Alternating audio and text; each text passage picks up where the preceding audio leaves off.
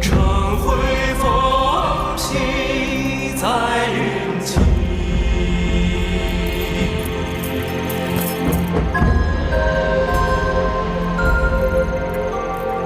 北漠北行生月里。刚刚还在。这后宫姐妹真是人才济济。往日光闻舒公主武技卓越，今日才知这月公主真是更胜一筹。大王，您说呢？啊，是不错，的确跳得不错，婀娜多姿，宛若仙子。楚离子啊，先前不是说今日祭祀之物是舒公主的吗？或许舒公主身体不适，无论如何，总该是有缘由的。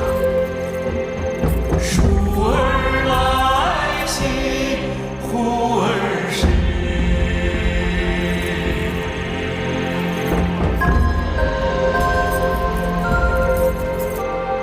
细溯兮帝江。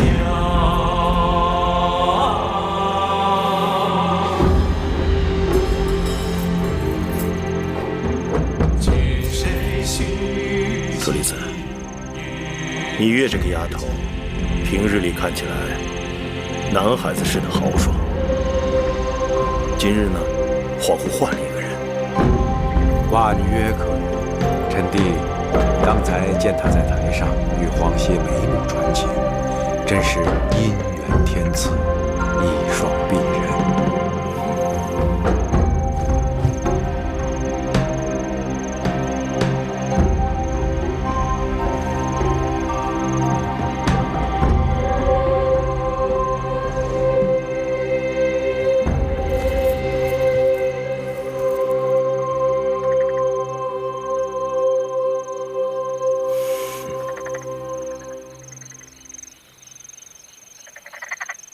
金玉之声，天籁之美，本王今日果然大开眼界。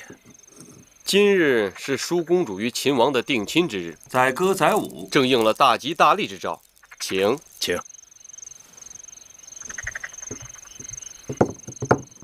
禀报大王，公子歇求见。带他过来。是。公子歇为何求见？秦王大约不知，这是我大楚的风俗。少司命是楚国幸运之神，掌管婚配、子嗣、祸福。往年给少司命献歌献舞的金童玉女，都可以来向本王讨个赏赐。哦，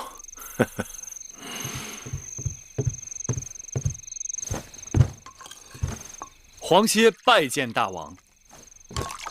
皇歇，今日祭祀大典，你等轻歌妙舞，令少司命欢颜。寡人要好好的赏赐于你。说吧，想要什么？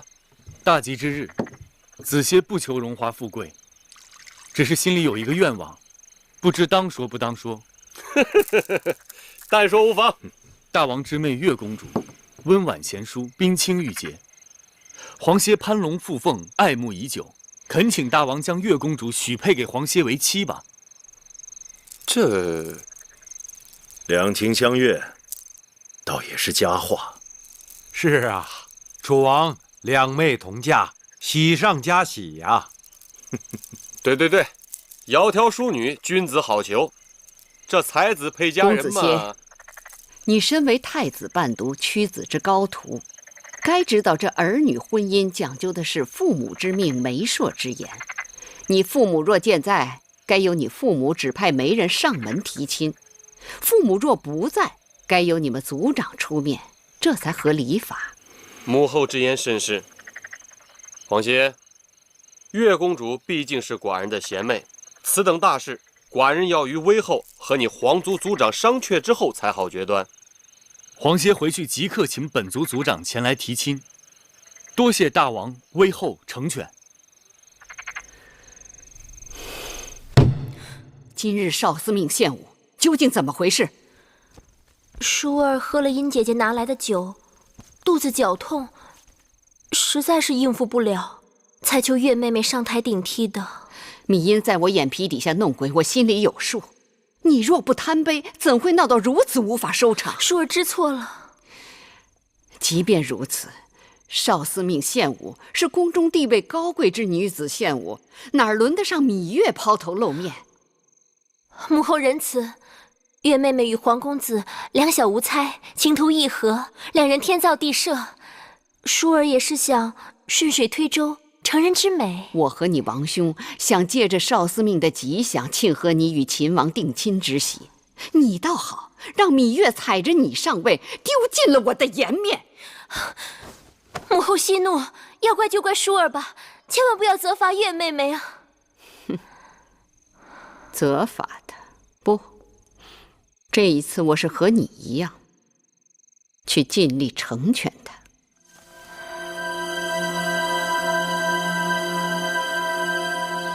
寡人看母后今日的精气神儿比往常好些。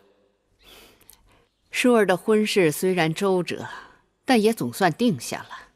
淑妹的婚事定了，寡人也轻松了许多。照寡人看来，既然不能与五国交好，与秦国联姻是最好的选择。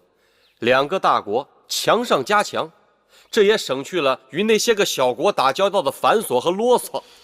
虽说舒儿出嫁要到来年春天，但嫁妆也要开始慢慢筹划起来，免得到时候慌手慌脚的。母后说的是，寡人已经命内宰整理方府内库，列出清单，被母后挑选。方府是宫中藏宝库，固然重要，但我想也得让平府准备个书目。这平府是宫中的藏书库，不知母后想要多少藏书给淑儿陪嫁呢？当然是越多越好。秦国荒蛮，淑儿远嫁秦国，有几卷书陪伴，也不至于太无聊。好，那母后放心，寡人尽力去办就是。母后也真是想得开，自己的宝贝女儿偷偷与别人相好了，这口气说咽就咽下了。寡人已经答应了秦王的婚事，母后即便心里不愿意也是无法了。或许寡人把淑妹的嫁妆筹划得更加丰厚些，母后能开心。母后打算给芈姝什么陪嫁？珠宝玉器、藏书、整套的器乐，还有妓人和幽人。整套乐器？那是大套还是小套？若是大套，那就包括64件青铜编钟，24件青玉编磬，加上大鼓、小鼓、琴瑟、鱼箫、巫都、箜篌等，那就得200-300件。还有那奏乐、歌舞的妓人、幽人，那也得好几百人。这也太过分了吧？这怎么能说过分呢？淑儿是母后的心头肉，多些陪送是应当的。我楚国又不是拿不出来。永香令那里统计出要陪送多少人了吗？景昭两家各出1名族女为应妾，每个人最少有10多个侍从侍女。至于淑儿的陪嫁陪官，加上女官及家眷，还有奴仆600人，兵丁1000人，侍女600人，内侍300人，再加上奴隶3000人，还有那妓人和幽人，这样算下来，总数怕是过6000人了。亏得余志有限，否则母后还不得把楚国1半的人口都送过去？寡人只有这么一个王妹，楚国也只有这么一个嫡公主，自然排场要大一些。还有4000个送嫁的兵丁，把淑妹送到了边境就回来。这么算起来，那得1万多人。送亲的场面，再气派不过了吧？只是淑妹这一走，母后想再见她一面，怕是就难了。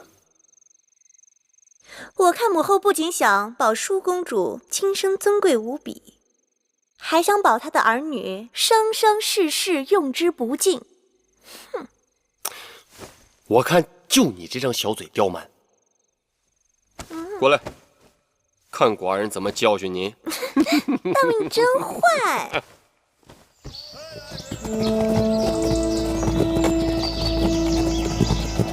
张子随寡人离开楚国，下一次回来不知何年何月了。张仪愿与大王相约，倘若下次再回郢都，定是兵临城下。好。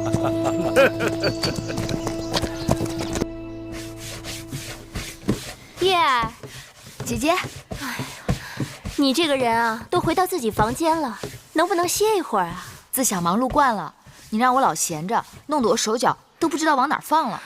好歹你也是个公主，能不能学着使唤别人啊？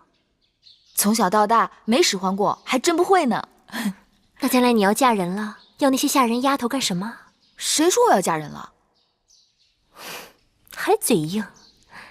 前2日是哪位公子在祭祀少司命大典上向月妹妹求婚的？好啊，师姐姐，你舒公主、月公主，公子歇在殿外求见。果真灵验，说谁谁就到了，快让他进来。是。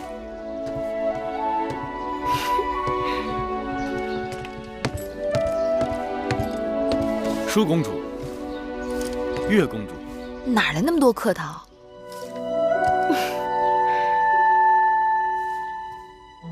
近几日你好像清瘦了不少。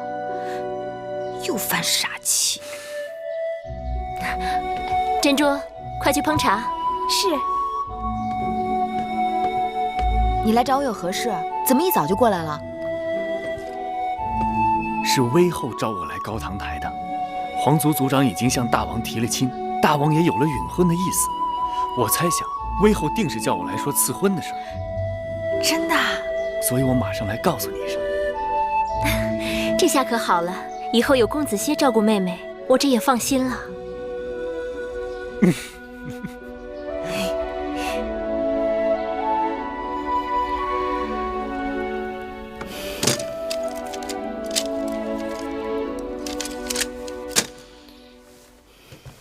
舒公主的嫁妆单还有2大车呢，微后不用着急，慢慢看，以免伤了眼睛。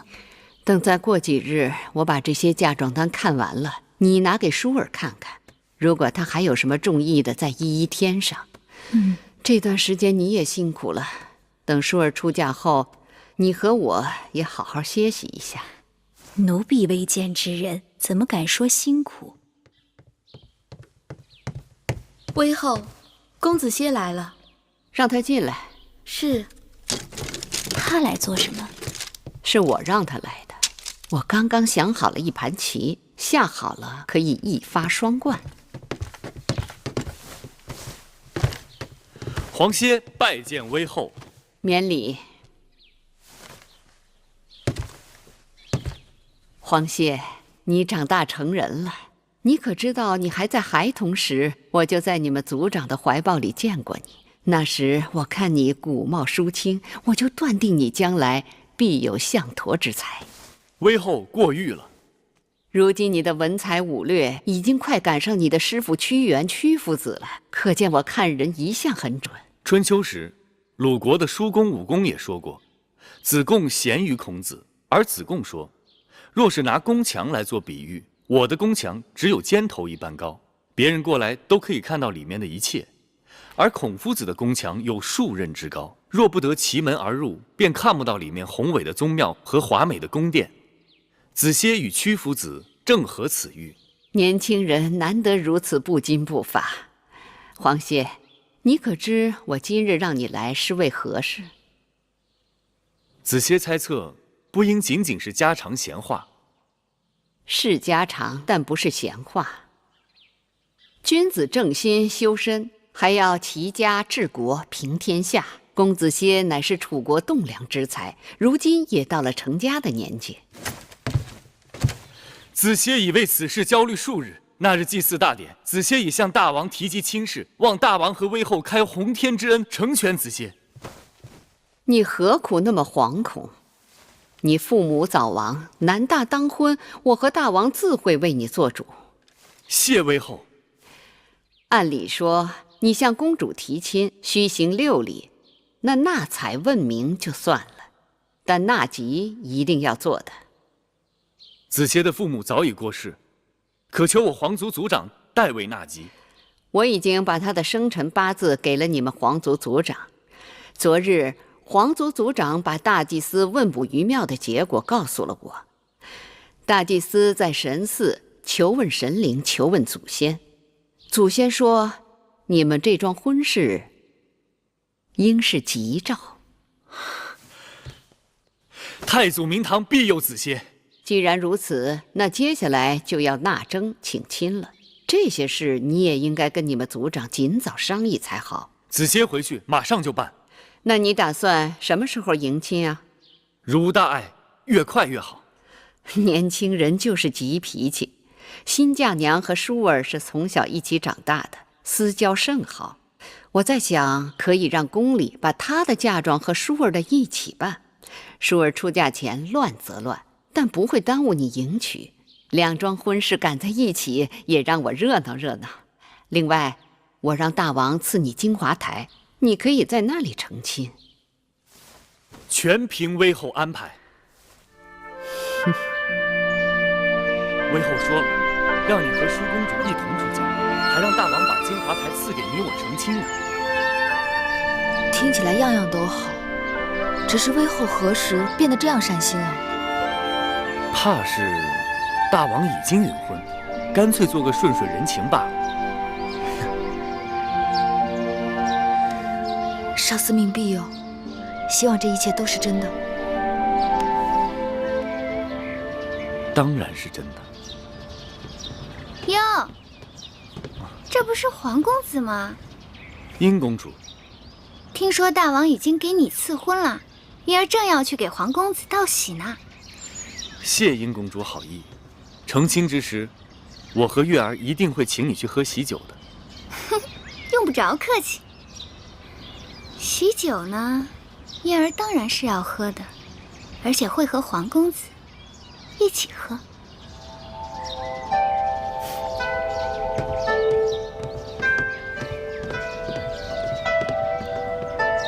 他言语古怪，这是何意？不要理他。走。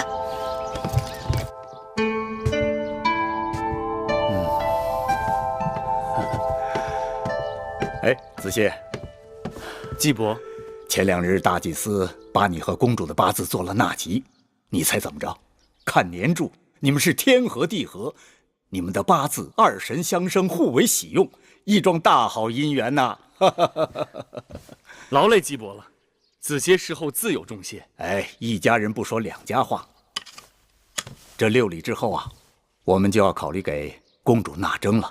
仪礼试婚礼上对纳征是有规制的。虽说楚王不在乎咱们那点钱财，但那上好的玉璧、虎皮、鹿皮，那是一定要有的啊。那是。还有锦帛，20匹够了吧？就20匹。接下来我们还要赶紧的禀于有司，告于乡老，好好操办这件事。不对，这八字不对，季伯，公主的生辰八字有误。怎么会？这是宫里送来的，字字金玉，板上钉钉，不会有错的。月公主是癸未年生人，而这上面是壬午年生人，日子时辰都不对。什么月公主？你手里拿的是殷公主的八字，你可不要乱讲啊！殷公主？哪个殷公主？季伯，我要娶的是月公主，芈月。哎呦，威后让大王赐婚的可是殷公主，不是什么月公主。你当着威后的面可是答应了这桩婚事的。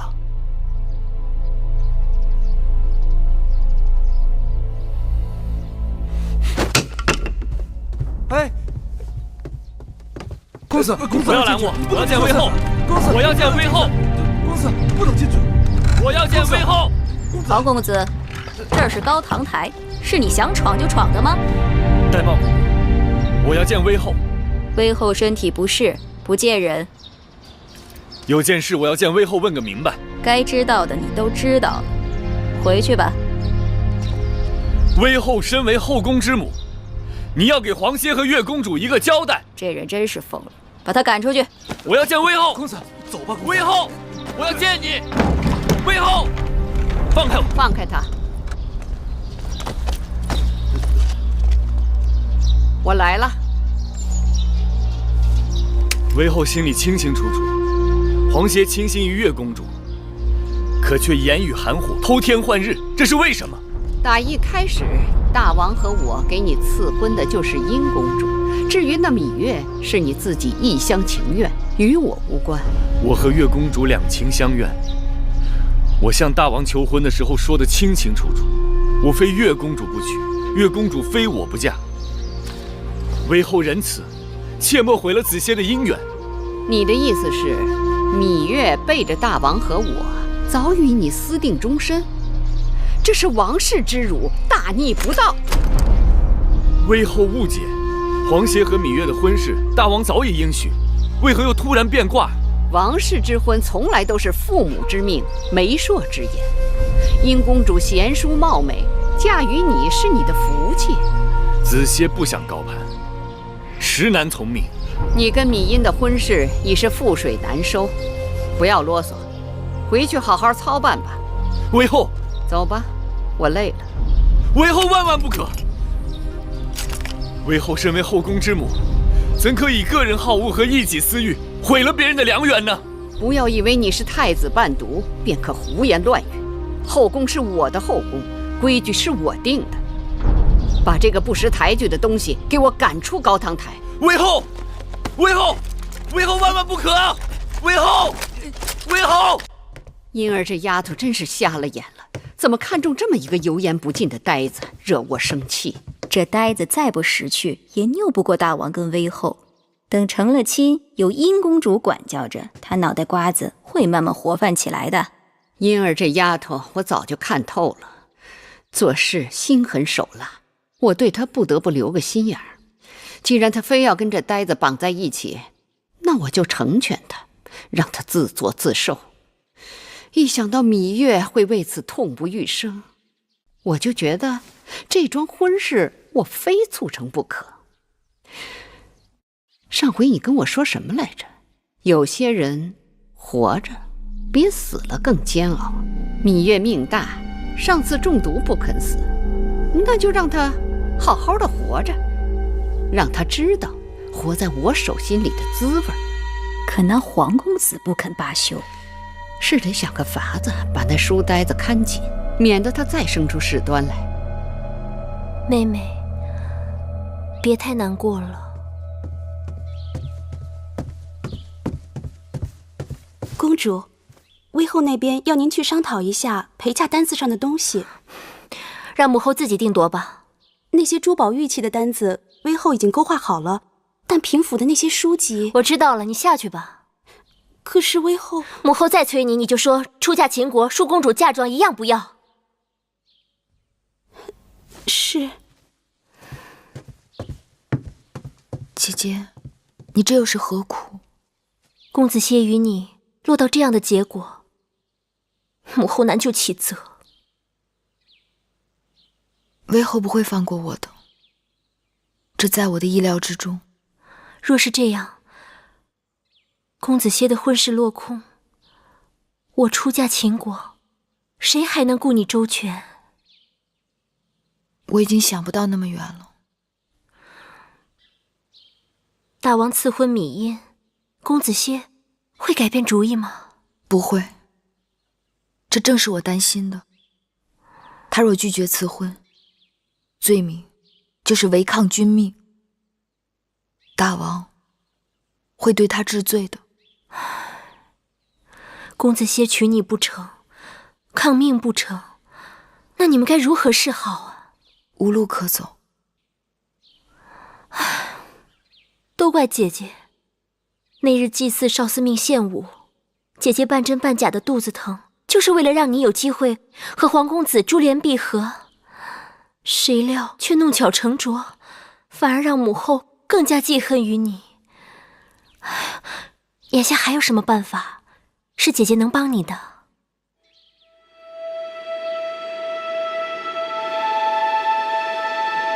姐姐若愿意帮我，就找个万全的地方，让我再见子歇一次。好，姐姐来想办法。多谢姐姐。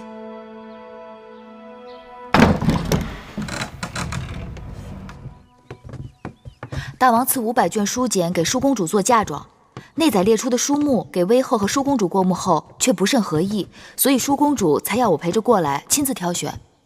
月公主说的是，根据楚国之历来规矩，给公主做陪嫁的这些书简，不能是孤本，只能是抄录本。不然的话，公主这一陪嫁过去，咱楚国不是少了一些典籍吗？只是我这平府里的书卷已经多年没有得到整理了，好多个书卷都只剩孤本，抄录的副本它就不够齐全。你说这临时要找这么多的抄录本，哪儿去找啊？为何无人整理啊？若是没有朝中大臣主事分派编修，布置世子抄录整理，小臣那些个粗俗不堪的杂役，怎么敢去动这些典籍呀？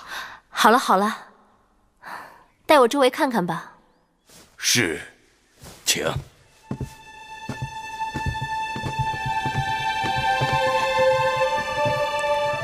快去吧。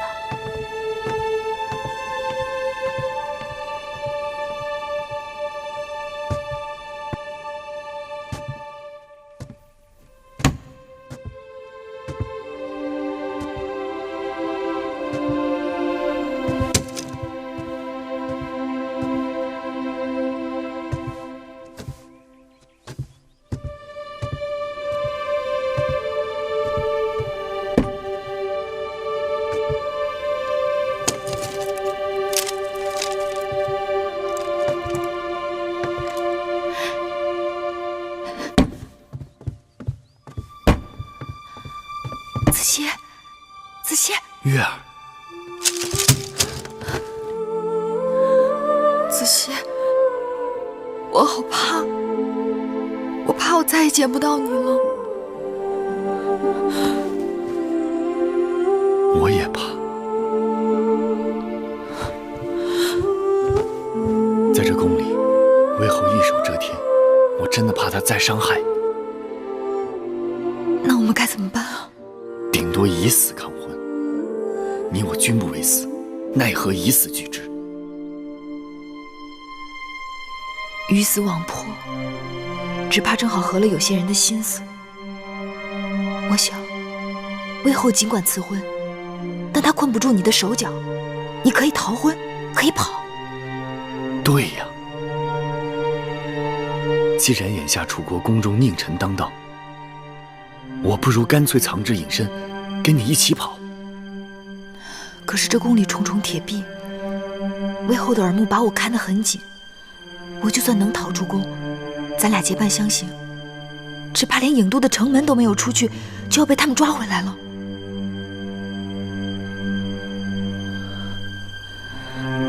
可不会一点机会都没有吧？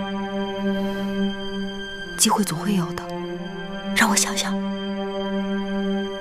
这几日，我都会以帮舒姐姐整理出嫁书籍为名到平府来，你我可以在这里碰头。好。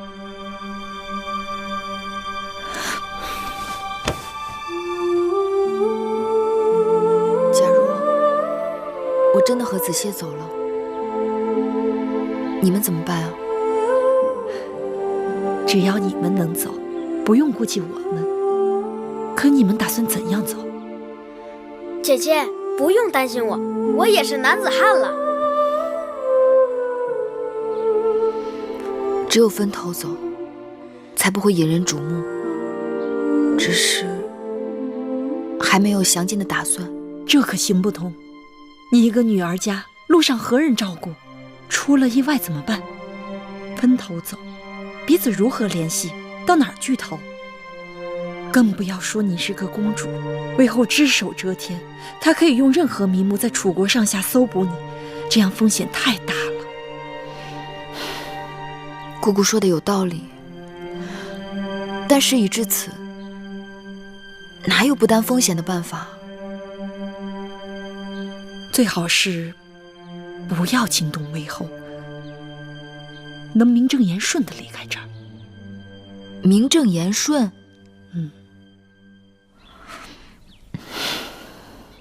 只怕很难。你们要抓紧时间誊写啊！是。哟，见过岳公主。舒公主听说世子们正夜以继日整理抄录典籍，让我过来看看。啊，月公主请看，这是刚刚整理完毕的吴国史册。这些呢？哦，这是越国史册，正在整理抄写之中。凡是作为舒公主陪嫁书籍，要让人先着手去做。那是自然。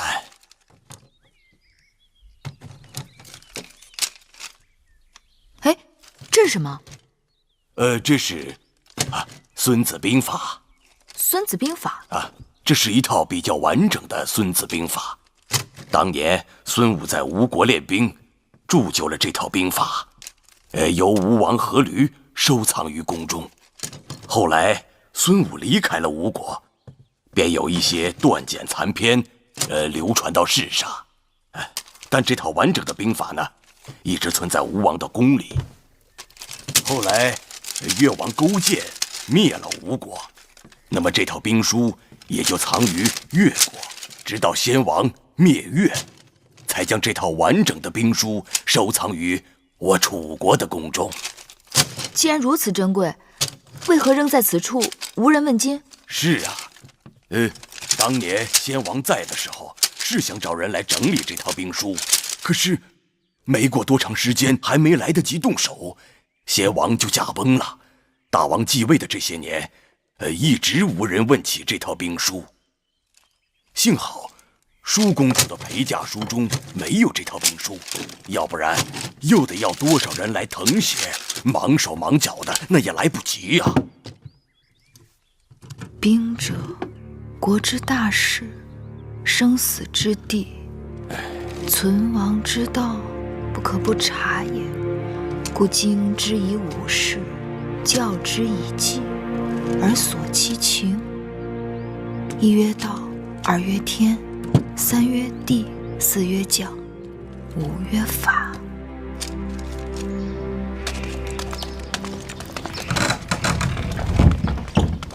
太子，敢问黄公子，这是要去哪儿啊？子杰正打算陪太子去平府查些典籍。哼，大王有旨，公子歇与殷公主大婚在即，威后特赐金华台给公子成婚，所以请公子即刻进入金华台，以安心料理婚事，闲人不得入内打扰。请吧。慢着，公子是我的陪读，此事我要去与父王商榷。太子，威后要小的传话，说是公子歇的事与太子没有干系，还是不要趟着浑水好，安心在南薰殿读书吧。公子，太子，无妨。请吧，公子。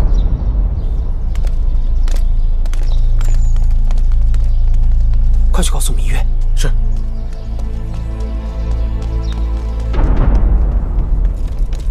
月公主，月公主，月公主，黄公子被威后以筹备大婚为名，已经关进金华台了。关进金华台？包括太子在内，没有大王和威后的命令，任何人不得进入。那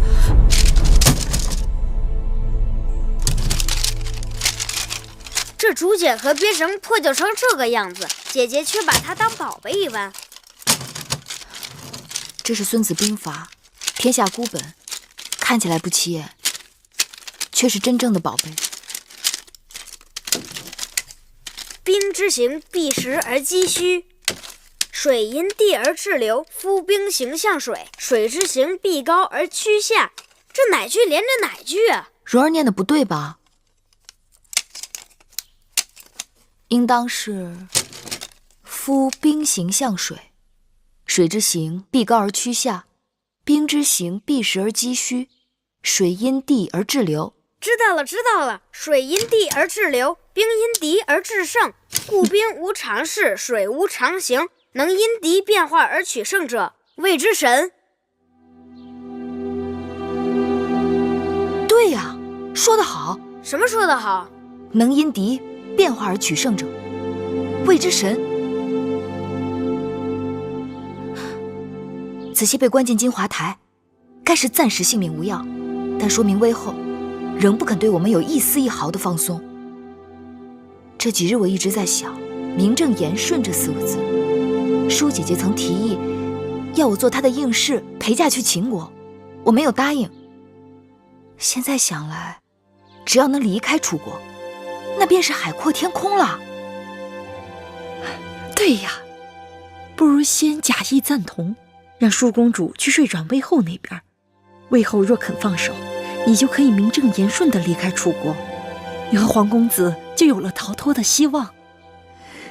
只是这筹划要不要告诉舒公主？还是先瞒她一阵为好，少一个人知道，少一份风险。更何况万一事情败露，我和子歇是死活都豁出去了，但绝不能连累了舒姐姐。妹妹，你真的想好了？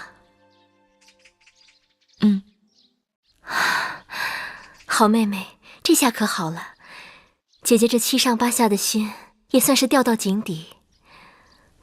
我知道你一直为你娘亲的身份所困扰，但是你想想，你我毕竟与他人不同，即便你跟我随应，我绝非会把你看成卑贱女子，你我依旧是好姐妹。将来你的儿女就是秦国的公子公主，血统尊贵，一生无忧。姐姐，此刻我就是想离开这儿。什么血统尊贵，一生无忧，我已经顾不上了。不管怎样，你想通了就好。我会去母后处向她挑明此事的。什么？你要芈月做你的陪嫁？你是真的糊涂懵懂，还是故意来惹恼我？母后既然愿意倾其后宫珍宝送舒儿出嫁，为何一提芈月2字就断然回绝？不要问那么多，不行，就是不行。芈月从小与舒儿一起长大，只有她最知道舒儿喜怒哀乐。秦国路途遥遥，若有芈月，也能减少舒儿的思乡之痛。正是因为我疼你，楚国的任何东西我都不会说个不字，但只有芈月，我不能撒手。芈月与黄公子婚事未成，楚宫内外早已议论。既然母后不想让她在楚宫出嫁，那就让她陪我去秦国，也可免了是非与众人的猜疑。不管外人说什么，我主意已定。难道母后一心想让她死在宫中？你是我的亲生女儿，别人说3道4也就罢了，你怎么这般不知好歹啊？舒公主错怪了魏后，魏后所做的每件事情都是为了公主好。既然是为了舒儿，那就帮舒儿解开心头之谜。从小只知道母后慈爱，对待宫中其他公子公主也恩威并重，宽严有度，为何只有对待芈月如此的刻毒刁难？芈月的娘亲与母后的嫌隙，那是多年之前的事情了。她的娘亲去世，再大的怨恨也该烟消云散。难道连恩怨也要母债子还吗？事情并非像公主想的那样。那是怎样？好吧，既然你非要知道，那我就告诉你，我这么做是有缘由的。芈月尚未出生，执掌司天台的太史令堂妹就预言，芈月是8星出世，4府变6甲乱，当主天下大变。芈月她从小心机和作为就异于常人，如果真应了堂妹的话，首先受害的便是我的骨肉。所以不管她在哪里，我的眼睛都大大的睁着盯着她，免得她兴妖作怪。她再一日，我就食不知味，夜不能寐。你还要带她走？你太不知道轻重厉害了。母后，所谓堂妹的预言，从一开始就荒诞无稽，母后却偏偏自寻烦恼。芈月从小孤苦伶仃，母后更应该可怜她，年幼丧母，无人疼爱，对她格外开恩才是。却因为10几年前某人的胡言乱语，疑神疑鬼，捕影拿风，这是何苦？我把前因后果都告诉你，如此苦口婆心，你还执迷不悟，你想气死我呀？淑儿原本还猜疑玉儿到底犯下了多大的过错，听了母后一番话，却更觉得她无辜了。淑儿心意已定，若母后不准，我就去向大王评理，望母后顾及母女情面，不要再阻止淑儿带玉儿去秦国了。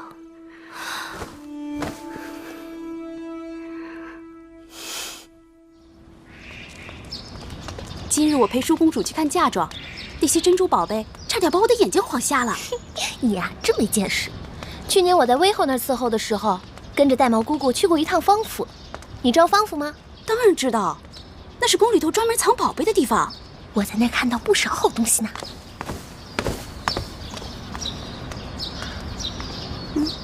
你知道吗？听说这回大王赐给每个陪嫁应时不少好东西呢。他怎么没去领啊？看书看傻了呗。自从威后给皇公子和殷公主赐婚之后，他就心灰意冷，胭脂水粉一概不沾，除了看书还是看书。用不上的东西，给咱们俩。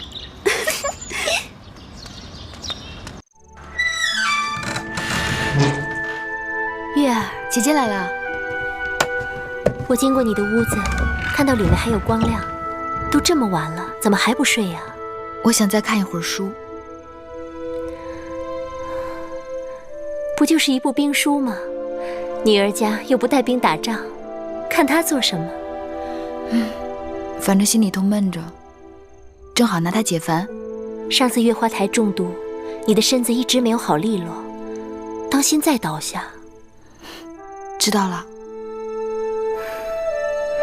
那我先去睡了。好，你也早点歇息吧。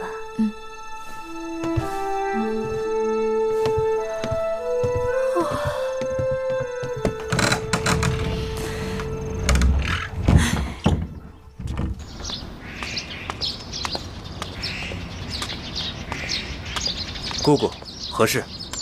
我是云梦台的魁姑，听说过些日子皇公子和殷公主就要大婚了，我们做奴婢的没什么好送的，做了些喜饼表表心意。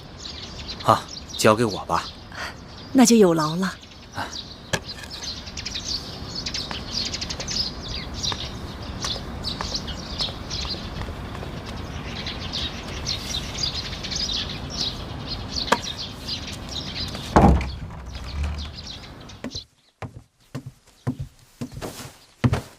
公子，这是云梦台的姑姑送来的喜饼，放着吧。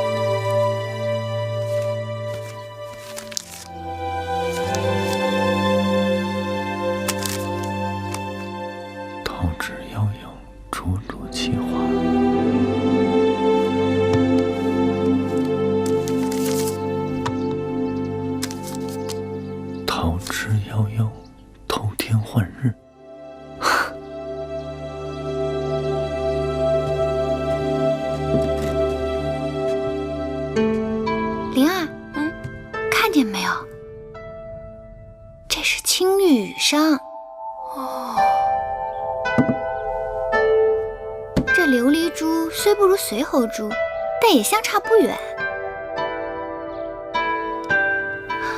这蜻蜓眼，据说是从极西之地来的。这一套玉佩是用上等的玉石做的，这些啊，都是威后指定宫里头给的嫁妆。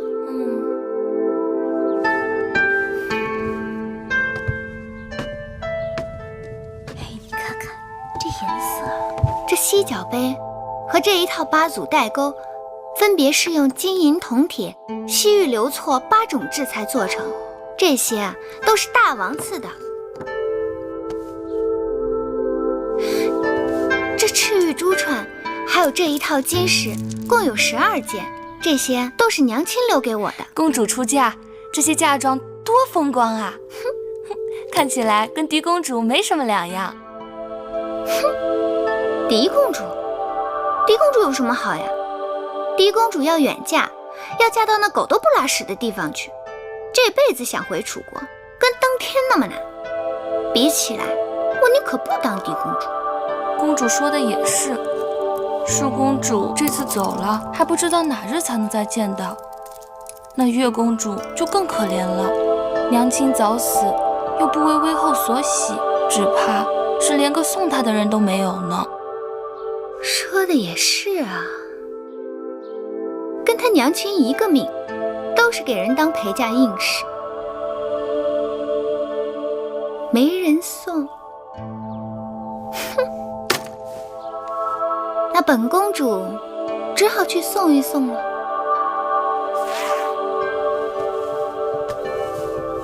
哎呀，月儿姐姐，哎呦，你也真是的，宫里给每个应试都配了婢子和下人一起带到秦国去，你怎么一个也不要啊？月儿不会使唤人，姐姐若喜欢，留下自己用。不说别的，眼下若是有人照应你，这些针线活哪要你亲自操持？这是给蓉儿做的衣裳，蓉儿长大了，少年公子翩翩风度，衣裳总要多备几件的。我这当姐姐的做的，无论好坏，总是当姐姐的留给她的一片心意。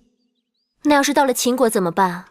我是王后，你是我的姐妹，总不能这些事情还要你亲自动手。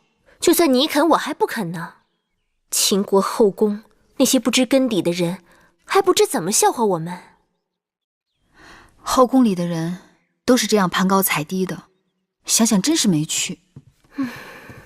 公主，殷公主来了。她来干什么？哟，你们都在呢。我还说呢，这舒妹妹要出嫁了，不知道得多忙啊。且不说陪嫁中的那些摆设、器具、书籍、珠宝首饰、乐器、药材，光那4季的衣裳就得有好几车吧。秦国啊，那地方冬天特别的冷，舒妹妹得把银鼠皮和灰鼠皮的大袄多拿上2件，免得受冻。我的嫁妆由母后定夺，殷姐姐还是多操心自己的事吧。可不是，我那儿也乱成一锅粥了。说起来，我比妹妹还有早出嫁1个时辰呢。这是皇族族长和威后根据大祭司问卜神庙的结果定下的吉时。这不，陪嫁的单子也有了，光金银玉石、玛瑙沉香的手串、手镯子就有好几大盘子，再加上项圈、耳环、凤钗什么的，一样样的看过来，看得我头直疼。其实啊，我也不在乎那些东西。子歇的父母过世早，家里头的事情都是由他们族长做主。皇家在楚国虽然没有过去的花团锦簇，但排场仍旧得撑着。我的嫁妆带过去，还不都是便宜了别人？殷姐姐若没别的事，忙你自己的去吧。没关系，我也是出来散散心的。灵儿，在，帮着珍珠给我碰壶茶去。是。如今啊，我才真的相信，人是天生有命的。像妹妹你，就是荣华富贵，要当一国之后的命。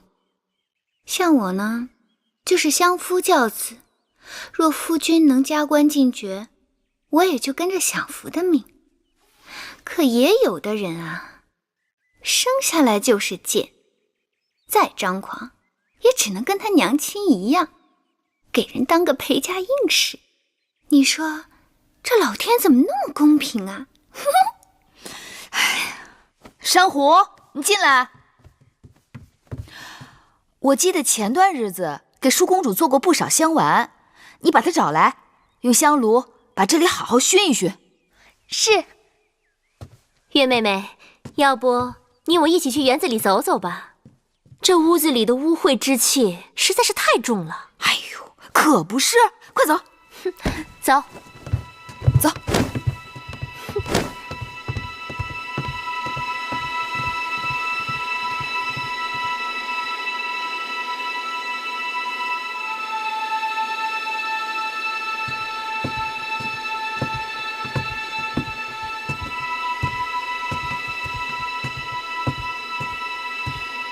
母后，母后找我。舒儿来了，快坐到母后身边来。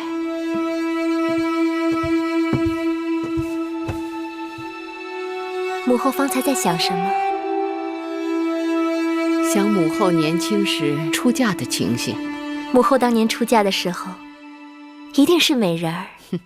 女儿家出嫁，衣衫光鲜，满心希冀，哪个不是美人儿？母后当年和你此时是一个样子，半点不知日后为人妻、为人母的苦楚。舒儿感激母后养育之恩。舒儿即将远嫁秦国，那里不似楚国，没有母后和大王为你遮风挡雨，万事都要靠你自己。有些话我不得不叮嘱你。这几日我特别派人去查了一下秦王后宫的情形，你知道吗？秦王之前娶的王后是魏国公主，随王后一起嫁入后宫的还有她的亲妹妹魏延和她的一个族妹。王后无子嗣，魏延把自己的儿子公子华托付给王后抚养。这位公子华现在在众人眼中已是准太子。去年春天，前王后病逝，魏延已经升为夫人位分，大权在握。我担心你宅心仁厚，到了秦国不是他们的对手。母后放心，秦王已经答应舒儿，要庇护舒儿一辈子。有秦王庇护固然是好，可是靠人不如靠自己，更何况枕边人的话是靠不住的。母后，好了，眼下多说无用。终有一日你会明白母后的苦心。蓉儿再有2-3年就可以分封领地，无论好坏都可以照顾好你自己和葵姑。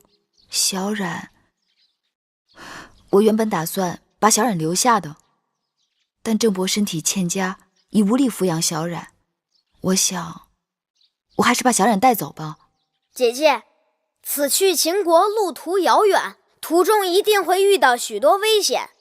小冉弟弟的事，还是再想想别的办法吧。小冉不能进宫，可跟着你是公主陪嫁，又多有不便。我想，唯一的办法就只有这个了，让小冉跟着我。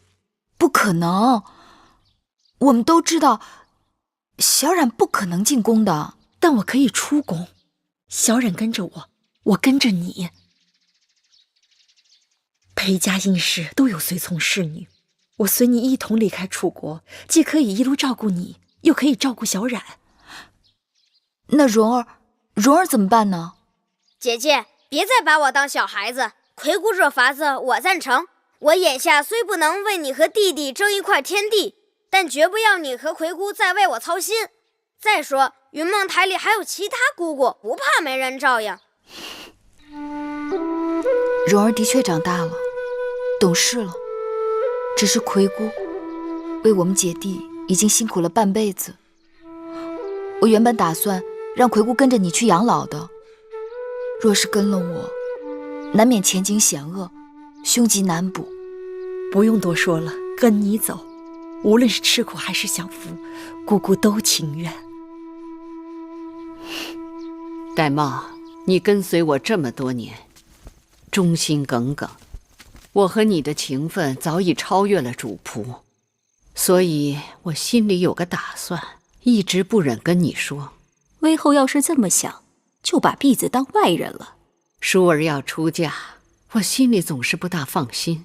她过于天真，心性纯良，要远嫁那虎狼之妻，我担心她不是那些后宫之人的对手。微后是打算找个心腹跟着舒公主去秦国，好助她一臂之力。正是。微后既有此意，玳瑁在所不辞。你真的愿意去？玳瑁从小入宫跟随微后，家人受尽微后恩典与责，婢子的性命都是微后的。只要微后肯放心，婢子一定竭尽全力保舒公主在秦宫平安。有你同去，我在楚宫也能睡几日安稳觉了。其实让你去，我是一举两得。我已经对那贱人做了安排，万一他没死在路上，到了秦国，说不定哪日他会成为舒儿的克星。到那时，就要靠你见机行事了。婢子明白。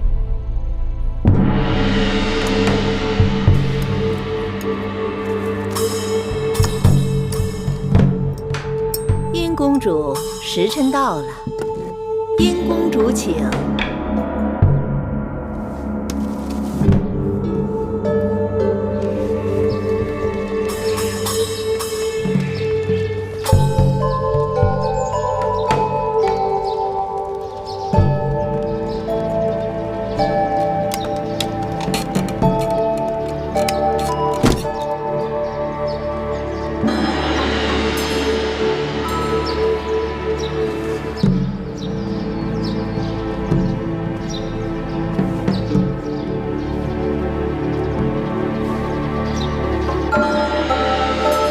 殷公主，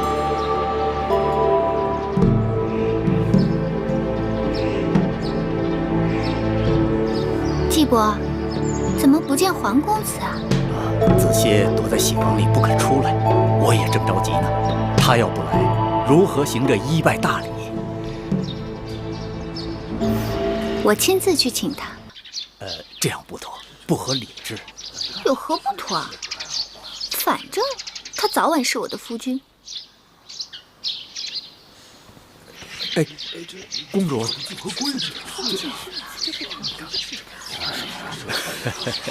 也好。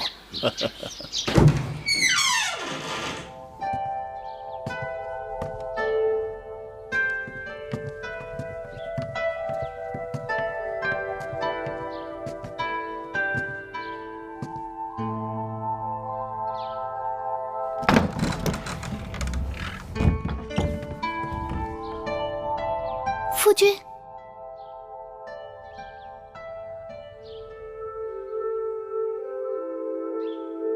今日良辰美景，夫君为何背对着我？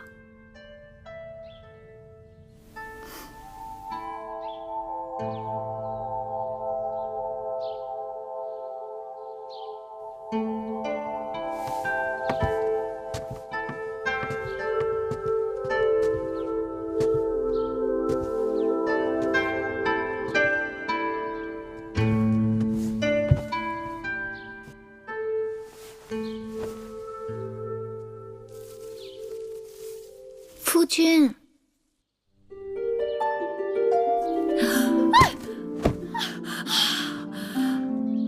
姑母怎的好糊涂啊！竟然叫侄儿夫君。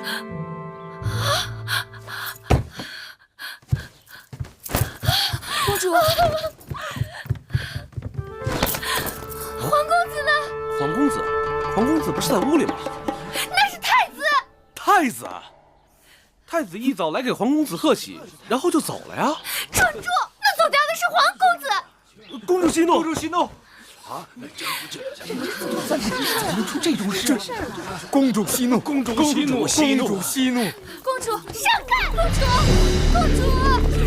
公主，怎么回事？拜。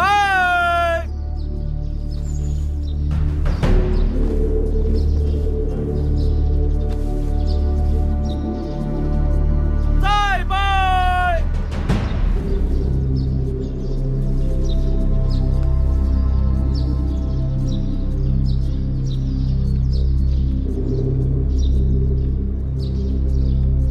三拜。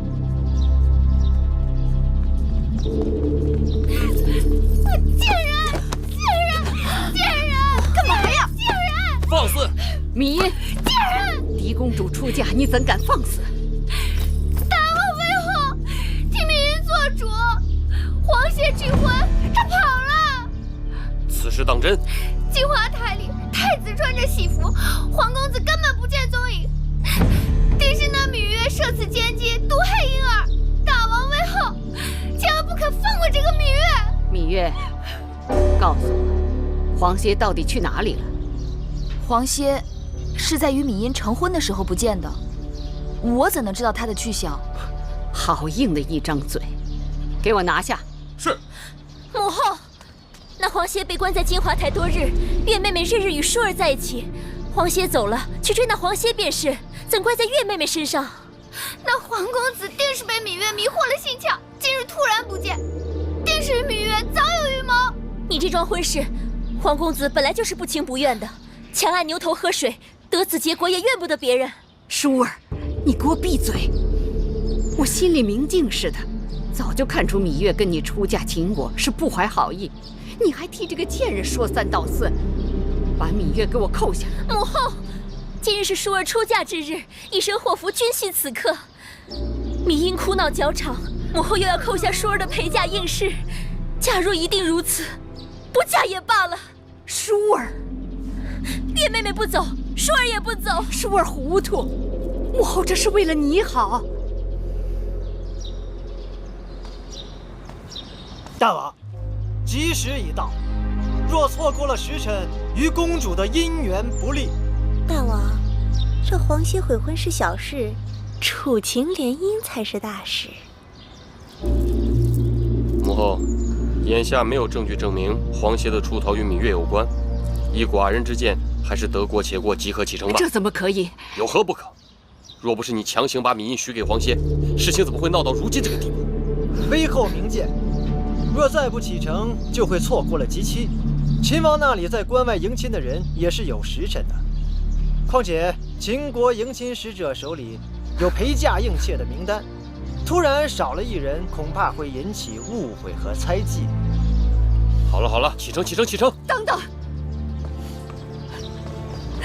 舒儿，也许你眼下还不会明白，我所做的一切都是为你好。你是娘亲身上掉下来的肉，我怎会害你？等你以后有了自己的孩儿，你便会明白做娘的一片苦心。母后，母后姐请放心，舒儿到了秦国，会擅自郑重的。往后山高路远，舒儿不能陪在母后身边尽孝，还望母后多加保重。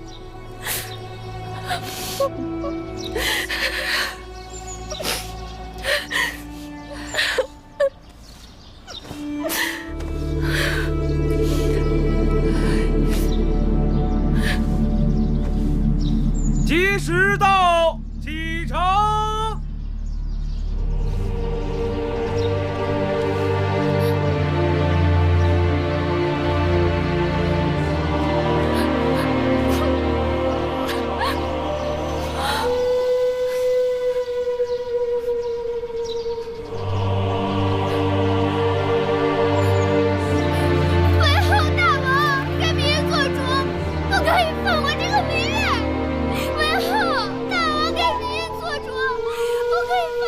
公主出嫁，你在这儿哭闹，真是丧气！来人，把她给我拉下去！为后不可以放过那个贱人！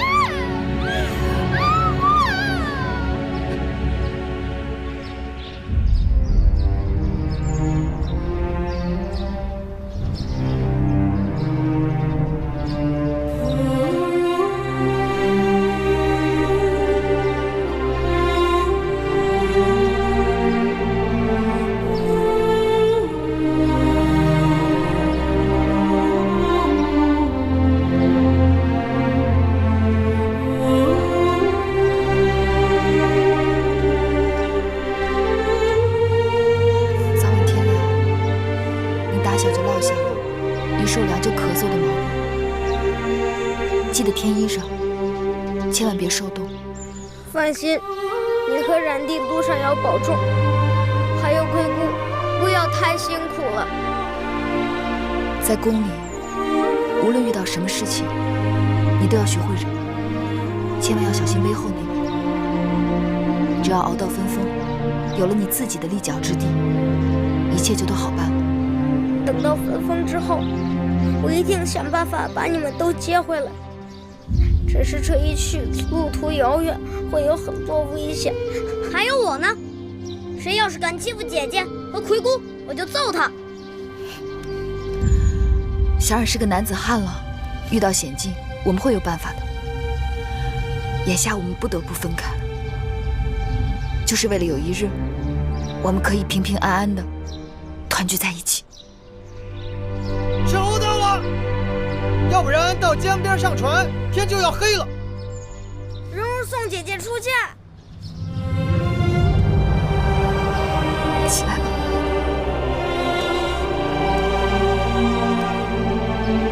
保重。保重。走吧。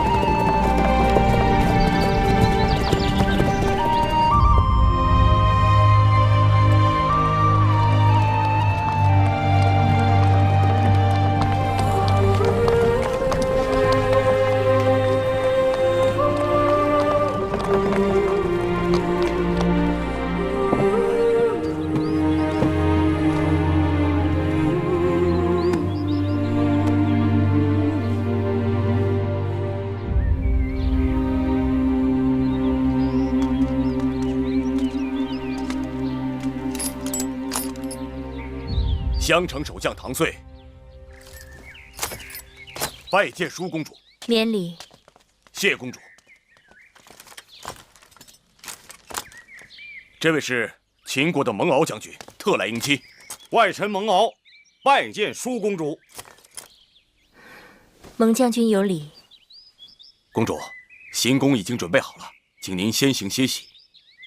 明日，蒙敖将军会亲率人马为送亲队伍打前站。再由末将护送公主出关，出了襄城，就由蒙敖将军护送公主入秦了。有劳两位将军了。这是外臣应尽的职责。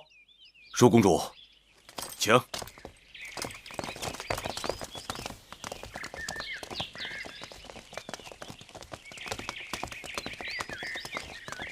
岳公主，小心脚下。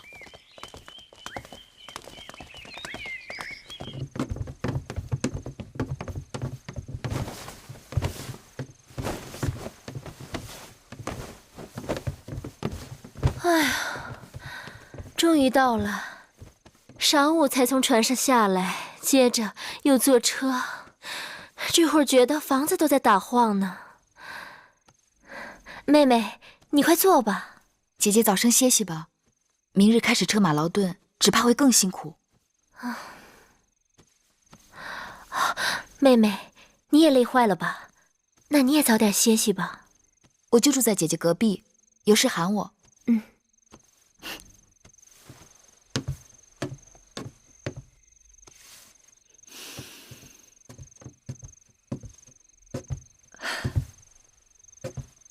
这孩子累坏了，一沾枕头就睡着了。路上你一直照应我们，此刻还要做针线，让我来吧。不用，你快把这碗绿豆汤喝了吧，我才熬的。是不是还有点烫？不是，明日就要离开楚国了，我这心里乱乱的。能顺顺当当的走到这儿，已经不容易了。虽说出了楚国，魏后的手就够不着了，但家也就此难回了。有亲人就有家，首先是要活着，只要能活下来，你娘亲和举姬就没有白死。等我们跟黄公子接上了头，就该将实情告诉舒公主，免得走得突然，让她伤心。姑姑说的是。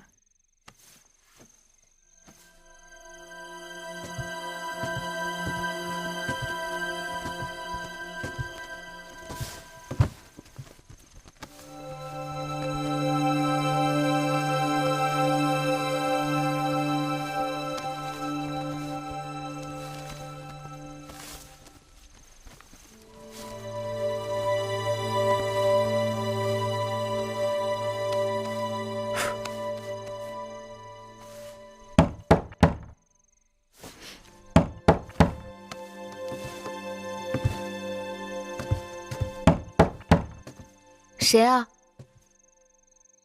一位故人。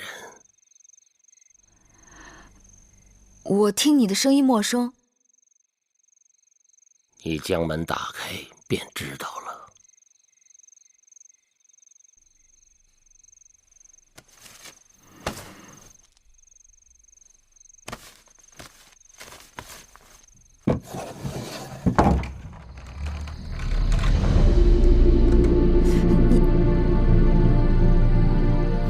你谁啊？老夫没有猜错，应该就是你。可我不认识您。你是月公主，是那颗霸星。老伯，我没见过您。在下堂妹，襄城守将唐遂是在下的堂弟。16年前你还未出世，老夫就知道你了。你在说什么？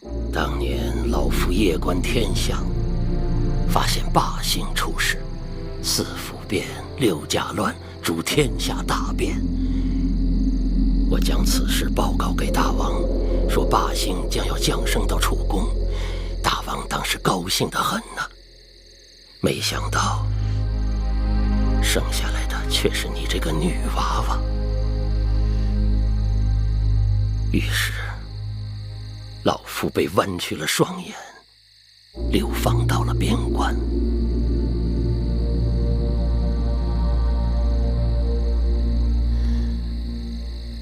难怪从小父王就叫我霸星。你也知道自己是霸星？什么霸星？我芈月就是普通女子，与那帝王之说毫无干系。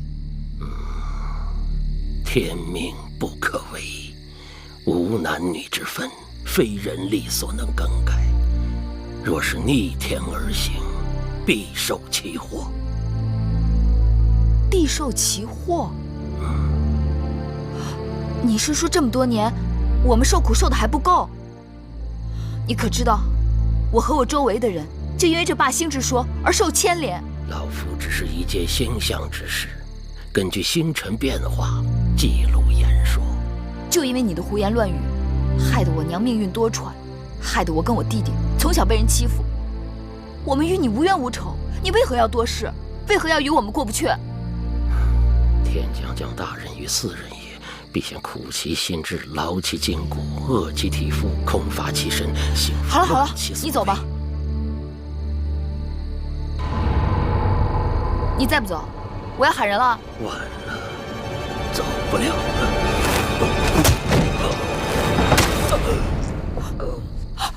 老伯，老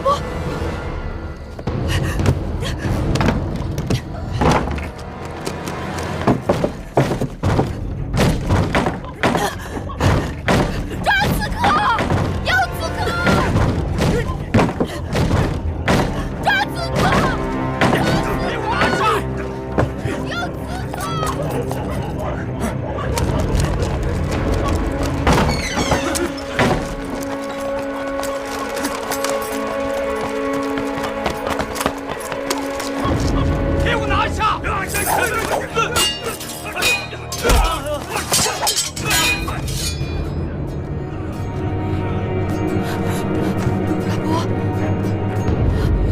老伯，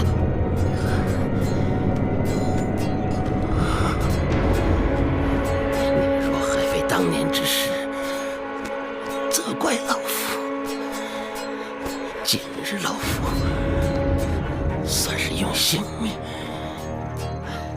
偿还你了。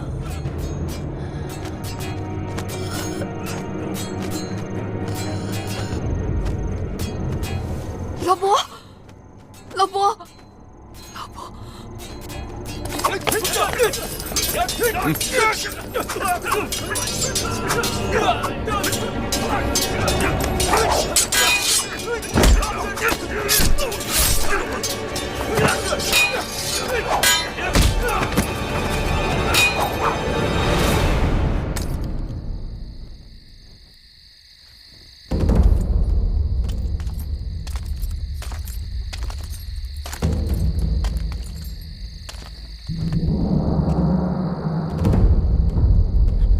大胆狂徒！慢！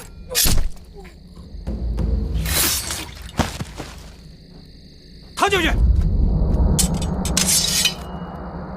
咎由自取。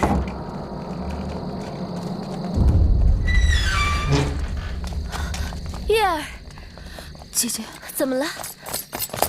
唐将军，出什么事了？林公主，两个大逆不道的小贼惊扰贵人们歇息。现末将已将其诛灭，望舒公主恕罪。堂妹老伯，可是唐将军的堂兄。不错，老伯仁义，替芈月挡了致命一剑，已经不行了。敢问公主，他人在何处？在我屋里。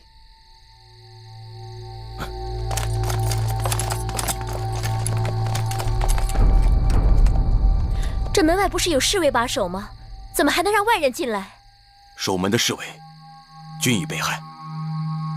这院子外面应当还有巡逻的将士和值更的侍从，唐将军可知他们的去向？这……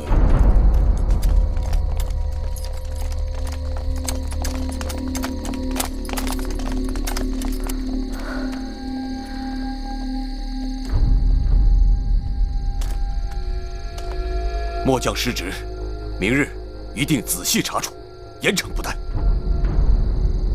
好了，你们都下去吧。夜已深了，明日还要赶路呢。是。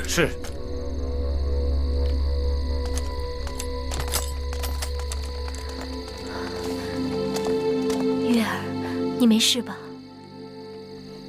没事。吓死我了！你没事就好。只是这刺客来得蹊跷，死的也蹊跷。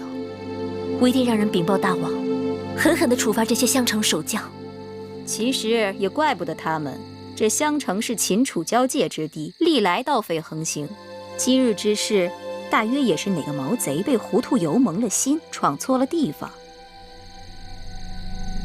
玳瑁姑姑好灵清啊，连这小小边城的事情都了然于胸。奴婢也是道听途说罢了。既然大家都没事，那就早点歇息吧。早点歇息吧。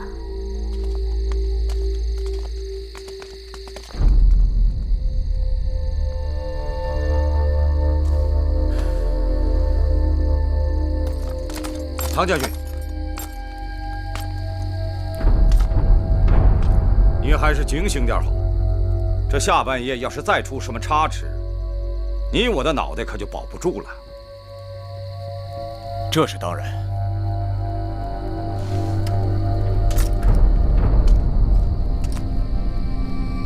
你们这队人给我在院子外面牢牢守住。要是再出半点差池，本将军绝不轻饶。是。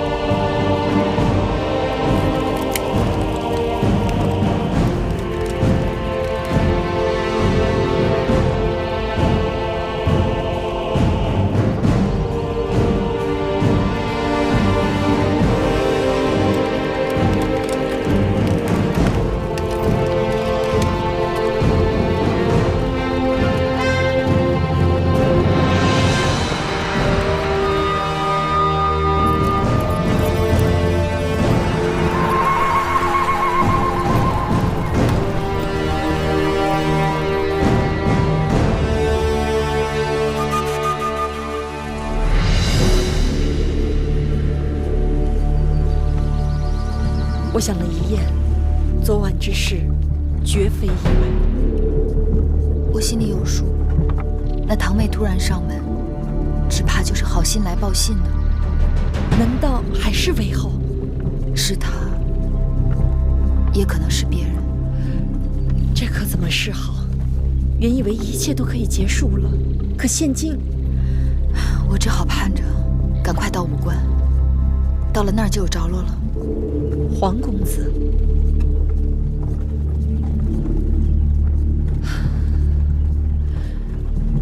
少司命庇佑，月儿和我们能平安到武关城。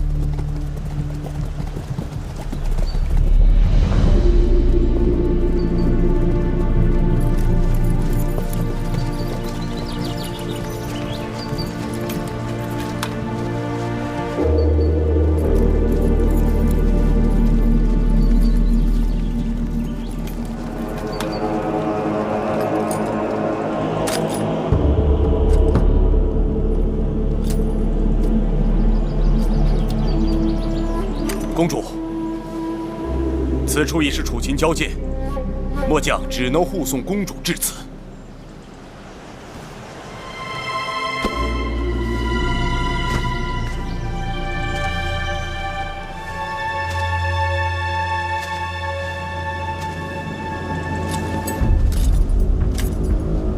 请公主擅自珍重，一路安泰。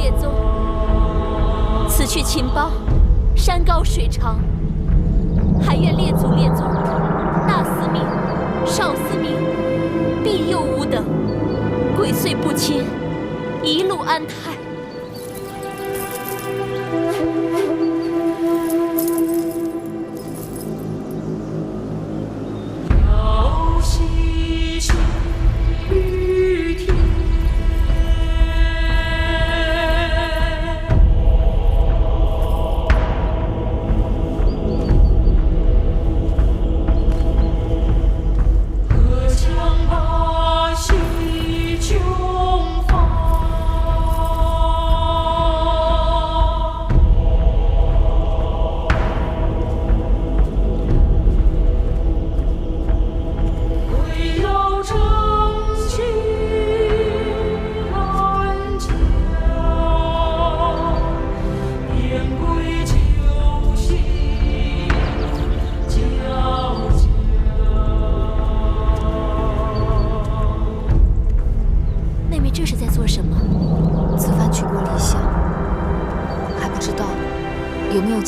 返故国。彭毅把故国之土带在身上，也算是聊作安慰。是啊，谁是家乡好，越是故乡美。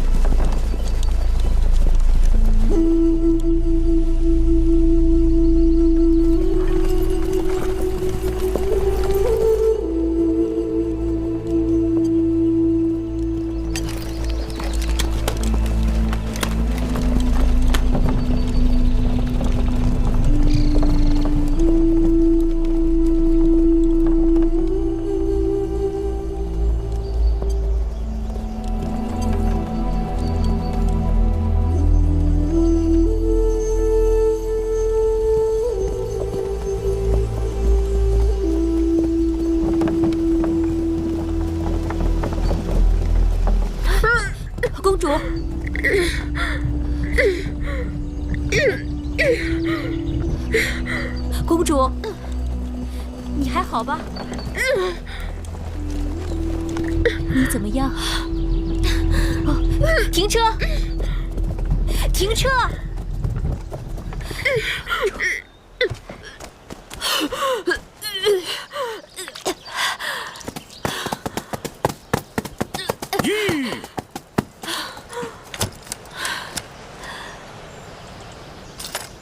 公主，太庙已定下吉时，咱们行程紧迫。末将知道，公主身子娇贵，可公主每日迟出早歇，走走停停，中间又是种种事故，照这个速度行进，怕是会延误婚期的。将，公主尊贵之躯，难以承受车马颠簸之苦，自然要多加休息。将军既奉秦王之令，遵令行保护之责即可，并非押送犯人。何时行，何时止，当由公主做主。及期如何，与你何干？放肆！你只不过是小小奴婢，竟敢对本将军无礼！不错，我是奴婢，但我是楚国公主的奴婢，不是将军的奴婢。既入秦界，要遵秦法，耽误了规定的行程，无论奴婢贵人，一律责罚不贷。将军息怒。秦王以礼聘楚，楚国以礼送嫁，将军身为秦臣，该以礼护送。公主病倒，将军和属下必然滞留。将军若是能让公主歇息一个时辰，公主身体略好些，也可让车马加速行程。一个时辰不行，只能歇半个时辰。谢将军。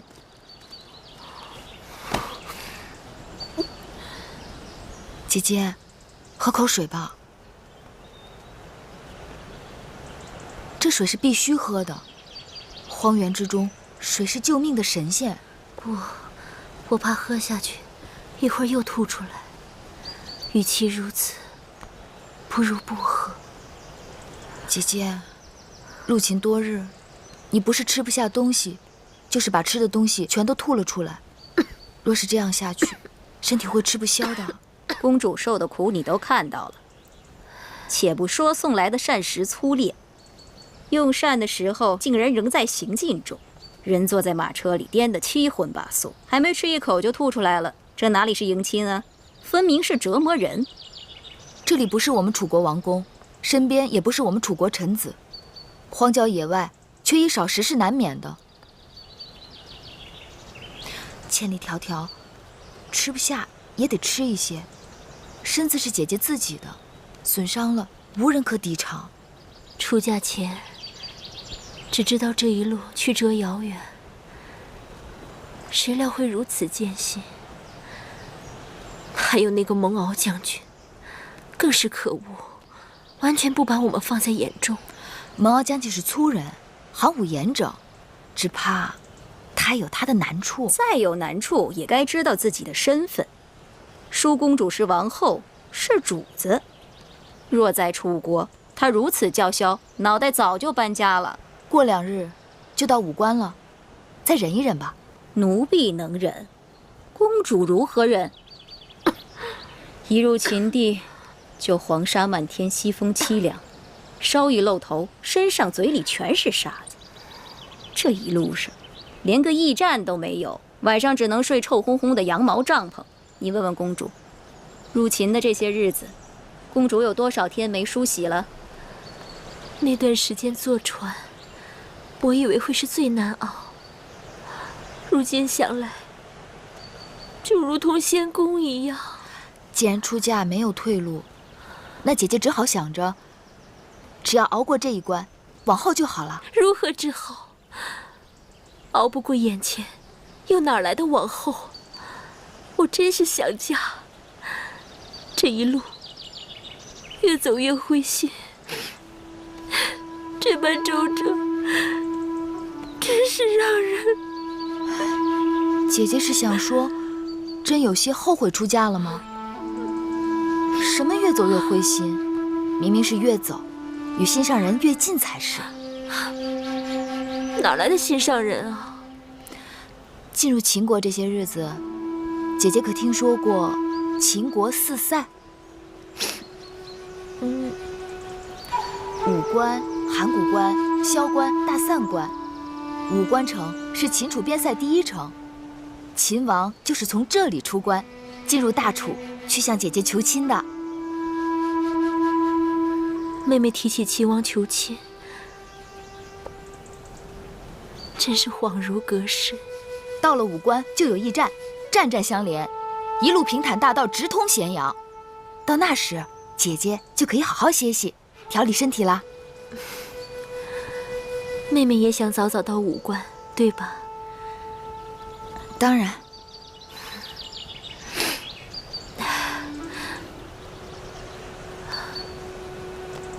说来也是，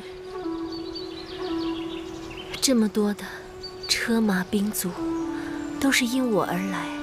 我要是打不起精神，不是更连累了大家？好了，把水和食物给我一些吧。姐姐，来，姐姐。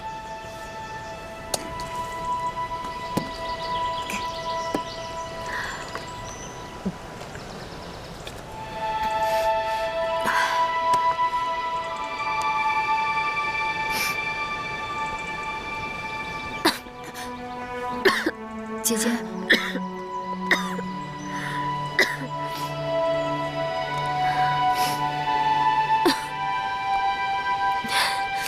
想来我也真是佩服你，这粗粝的糕点，如同嚼蜡，你是怎么咽得下去的？姐姐是从小没有尝过饿肚子的滋味，其实有东西吃，比饿着要舒服多了。真的吗？舒公主是金枝玉叶，天生就不该受苦的。像这种吃食也能将就下去的人，是自降身份，自轻自贱。姑姑若是觉得只有饿肚子才能保住大楚脸面，那你就饿着好了。但不该劝姐姐也挨饿。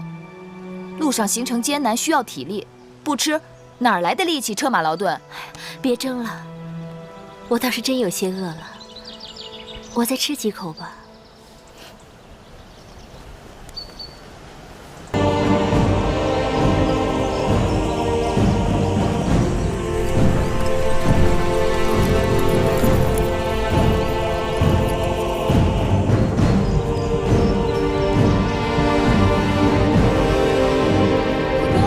武关城到了，总算到武关了。我看看。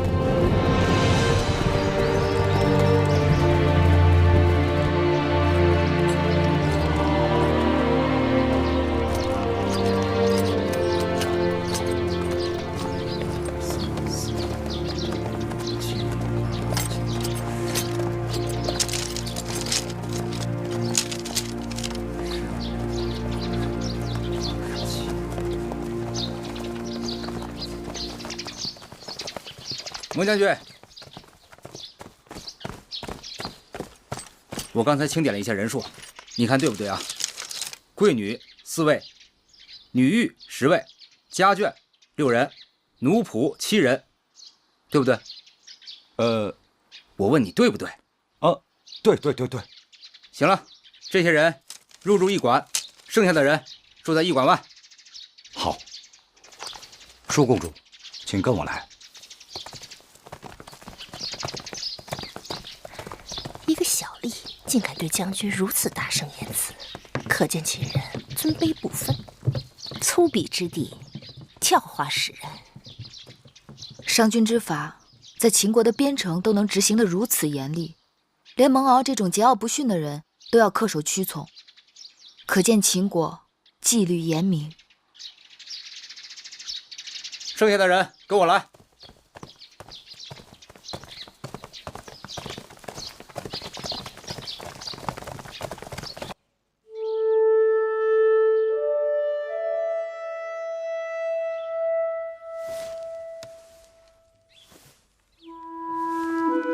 女一志，姐姐怎么样了？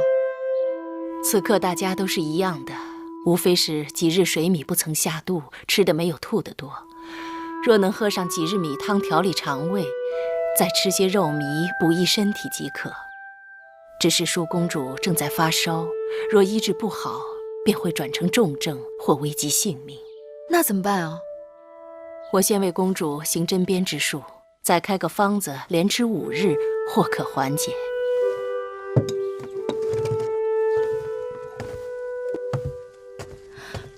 珍珠，一会儿拿着药方速去开药，尽快回来。是。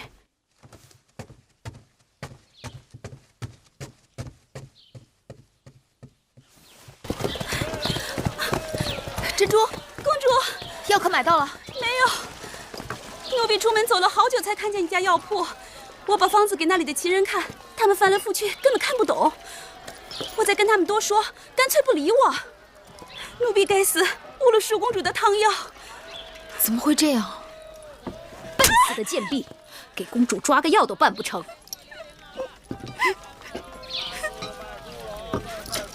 哎呀，我竟然忘了，这10里不同音，百里不同俗的，这到了秦国，自然是用秦国文字。他们一定是因为看不懂女医治的方子，所以不肯理会咱们。玳瑁姑姑，咱们这些随驾的臣仆中，有哪个会秦国文字？他们都是打理内政的内小臣，哪里懂得列国文字？再说，我们楚国也算得上天下第1大国，怎的秦国人不学我楚国文字，反而要我楚国人懂得秦国文字呢？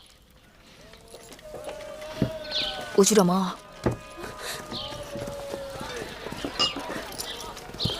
蒙某是甲士，负责护送楚国公主到我大秦国都，遵行的是保护之责。至于其他的事情，自然是由贵国公主自己做主。再说蒙某又不是什么臣仆之辈，这种杂役小事，请公主自便。我并非是打算劳驾将军，我只求你派给我一个懂楚文的秦兵，去药铺抓药罢了。你们楚国的贵人，自然是经常把楚国的士卒当成下人。可我们大秦的士卒，岂会充当此等杂役的角色？那你帮我找一个懂楚文的秦人，随便什么人。没有。你们楚国那些鸟文，除了专职外务的臣子们之外，没人能懂。你要买药，让你们楚人去买，别在这烦我。你这个人，情理不通。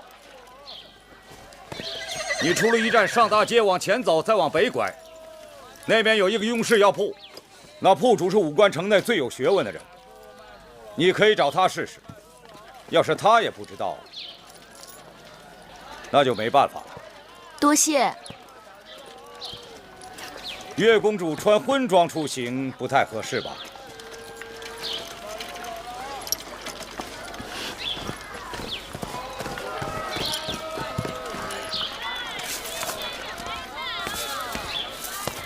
敢问先生，此处可是雍氏药铺？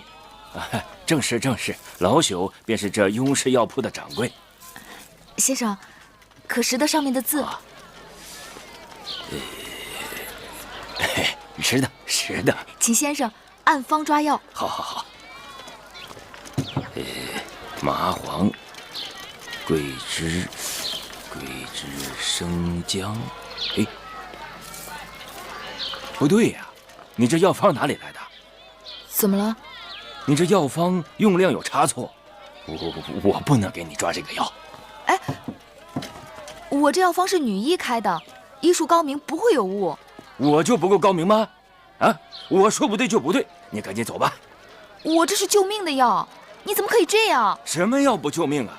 你这药方用量有差错，你这是害人！你快走吧，找开方的人再问一问。啊，公子，在下雍瑞，雍氏药铺的主人，敢问何事惹得贵人烦恼？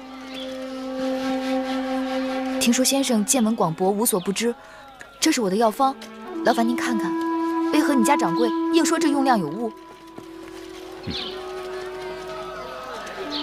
这药方上写的是鸟传，贵人可是来自楚国？正是。不知道为什么这位先生不肯接我的药方。贵人可知，这秦楚两地虽然接壤，但不仅文字各异，就连这度量之衡器也是不同。我这老仆虽然识得药方上的药名，但因为分量上与我们的惯常有差异，怕是搞错误人性命，所以不敢接此药方。原来如此。好在昔年本人也曾游学楚国，对楚国的鸟传略知一二，知道楚国的计量方法与秦国的不同。这药就由我来抓吧。有劳先生了。您的药包好了。多谢先生。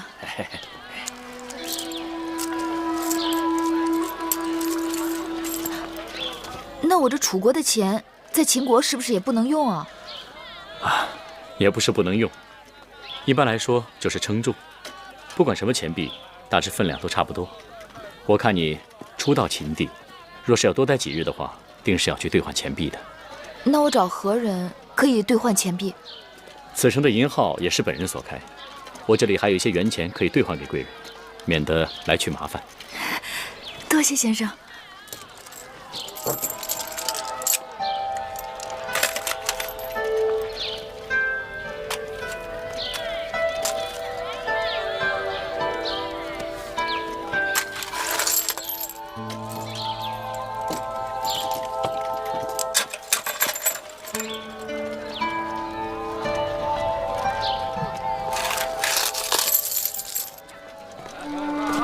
今日若非先生相助，这药就抓不成了。大恩不言谢，若日后有机会，定当报答。举手之劳，人皆可为，岂敢当一声恩与谢？在下今日也不过是凑巧到此，能为贵人效劳，是在下的荣幸。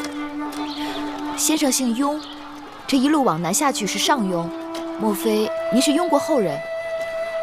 雍国处于秦楚夹缝之间，早已亡国，国土被秦楚瓜分。如今的雍氏不过是秦国的附庸之臣而已。原来先生也是位公子，失礼了。你还是称我为先生吧。大征之时，故国早亡，不如忘却吧。贵人当知，如今的秦国信奉的是商君之法，周天子之旧俗，分封领主之权早已名存实亡。难得商君人亡政不息，秦人守法之严，令人叹服。人心皆爱自由，谁愿意被拘束着？秦人守法，也不过是因为商君之法苛刻严酷，所以虽然商君身死，秦人仍感觉压抑，致使不安分者、从军者甚多。这是为何？当军事，军令之下，比勇气，比胆量，比杀人。秦人军功之上高于列国数倍，所以秦人与列国征战，排除将帅的能力之外，秦人往往可以战胜数倍于己的他国军队。秦人可畏啊！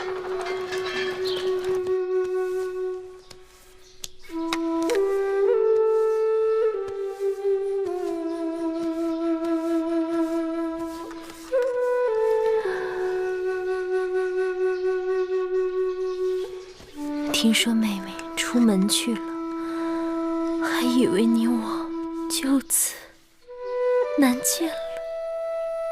姐姐何出此言？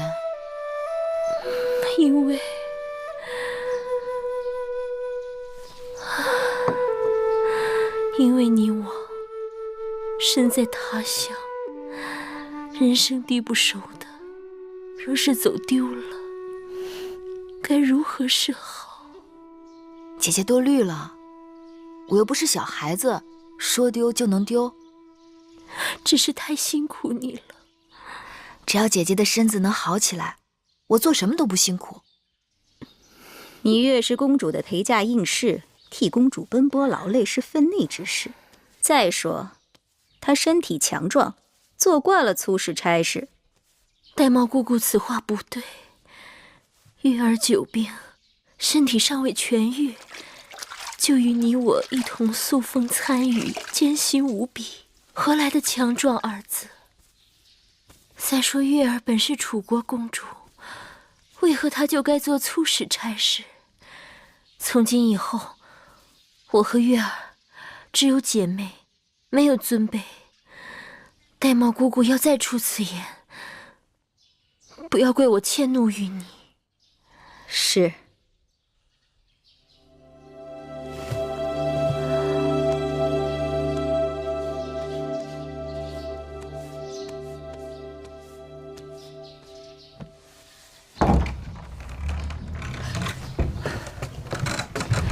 你总算回来了。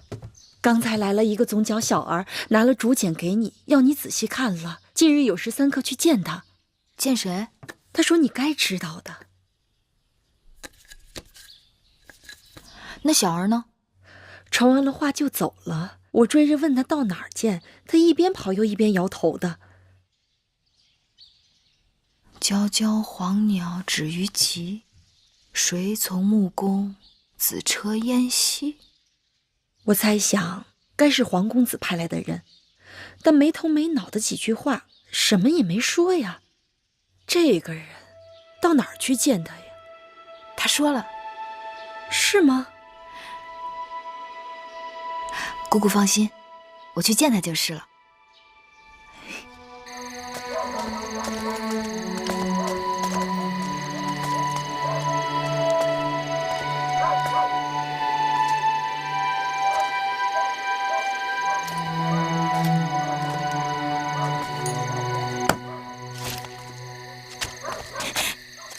月儿，刚才我还在担心，我怕我让别人传话说的含糊，万一你要是没听懂，可麻烦了。哪里含糊了？你明明交代的清清楚楚。皎皎黄鸟止于棘，棘枣树，有时3刻，在大枣树下见。可是你怎么知道就是这棵枣树呢？你既然约在傍晚时分，定不会让我孤身往远处去。我向驿馆的杂役打听了这附近最大的枣树，自然就找到这儿了。傻笑什么呀？天结地灵，我黄仙能遇到如此聪慧的女子，是几世修来的福分。你死里逃生，还这般有嘴。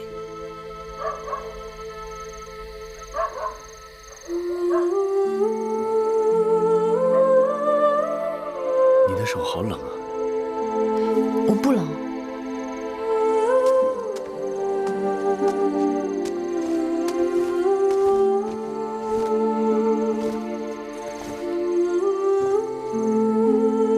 不冷也披上。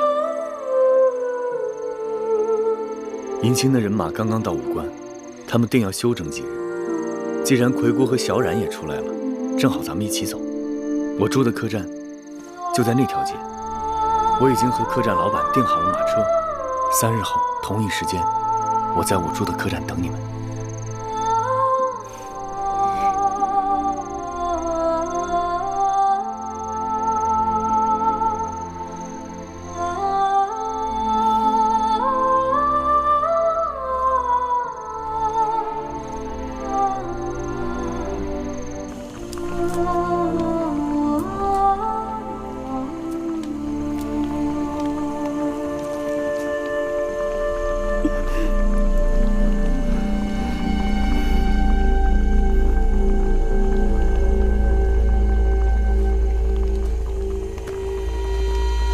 姑姑啊，姑姑这几日辛苦了，你回去歇一会儿。锅里的东西我替你看着。这个不行。为何不行？这是为舒公主熬的肉糜，一夜不可熄火的。我心里有数，我在这值夜盯着柴火，你呢回去睡2、3个时辰再过来，绝不会误事。这，你只管放心吧，我会仔细看着。那就拜托你了。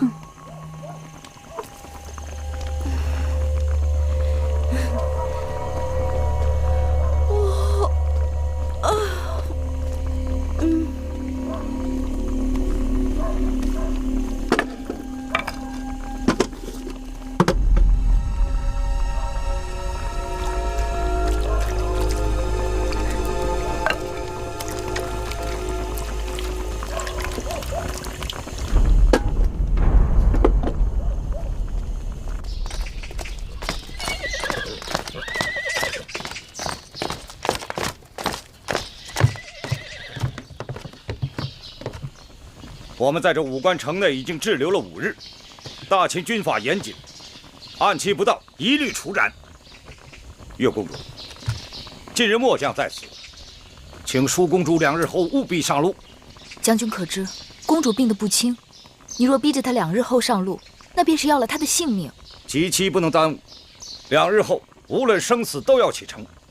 舒公主若是走不了，末将就是派人抬，也要把公主抬上车。你们为何不派快马给秦王报信，告诉他人命关天，务必更改吉期？若要硬抬舒公主上路，你先杀了我好了。你2日就是2日，2日后你们若不走，我自己回咸阳向大王请罪。至于你们的安全，恕不负责。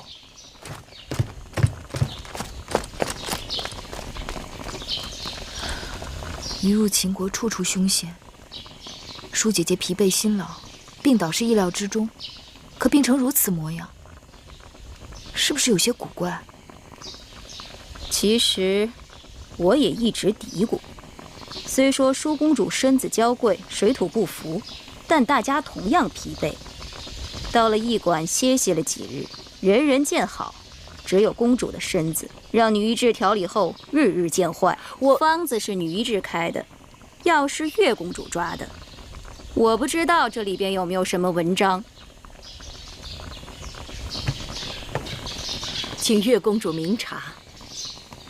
舒公主的脉象起伏不定，的确诡异。可这2日，公主病势转沉后，她入口的每道菜、每口汤都由专人看守着，应该不会有什么差错呀。此刻还不是乱疑心人的时候。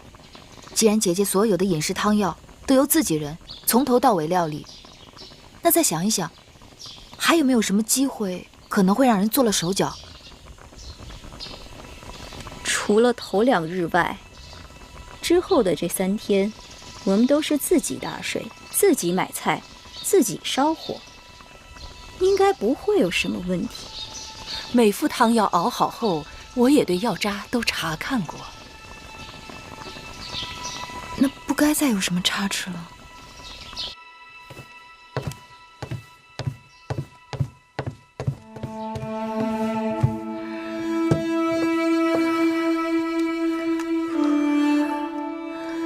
月妹妹，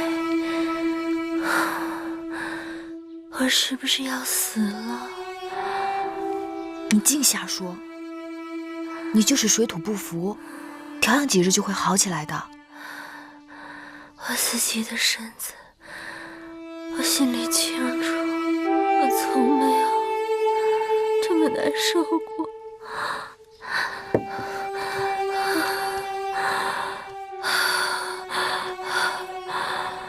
我怕是到不了咸阳了。别瞎说，吃了药就会好起来的。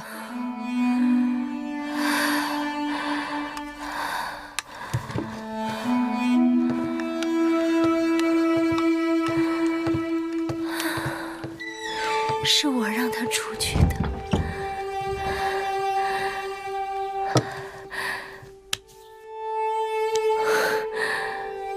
我有话跟你说。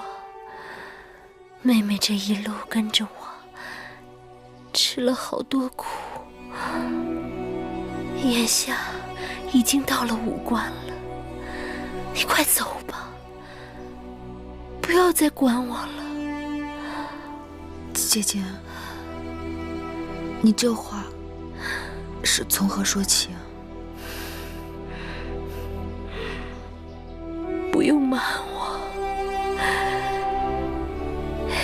其实那日听说公子谢逃婚，我看你笃定有数的样子，我心里隐隐约约就猜到了。起先你不愿意与我一同出家，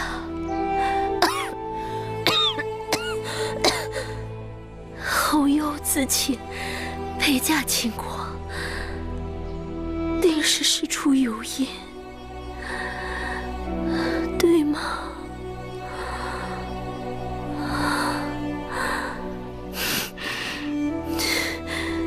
你不用说是，或是不是。那日你出去给我买药，我心里就暗暗盼着你别回来了。你在楚宫里吃尽了苦，我原想为你做的就是能帮你逃离苦海。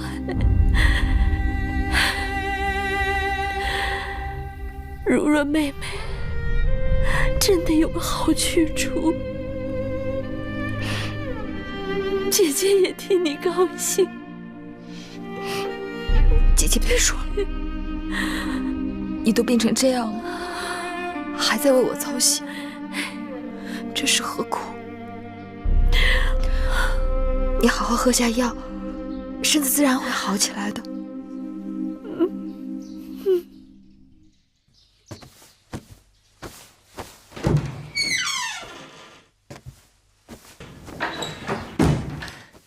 玉儿，姐姐，姐姐，我们什么时候可以走？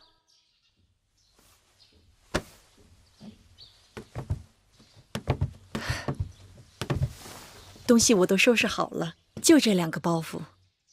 有时正是一管用膳的时候，四处乱糟糟的，我们分头出去，应该不会有人注目。姑姑，我有话要同你们商量。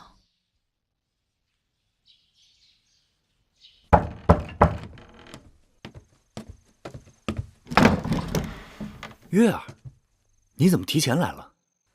快进来。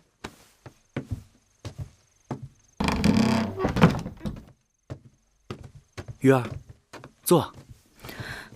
子歇，我恐怕不能马上与你走了。出什么事儿了？舒姐姐病情凶险，我若甩手走了，她定是凶多吉少。姐姐眼下身边最需要亲人照顾，我想，我应当守在她身边，把她送到咸阳。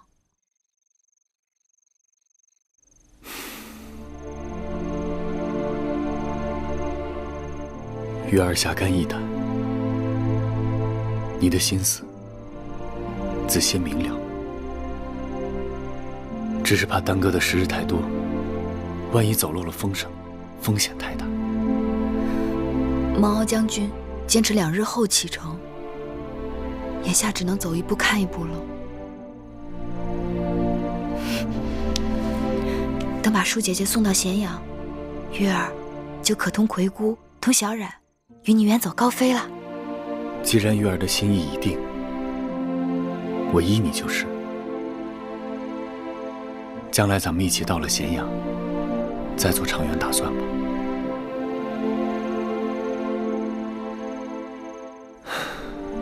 天色已晚，我送你回去吧。这一分手，不知又是多少千山万水。多少千山万水，子歇都和月儿一起。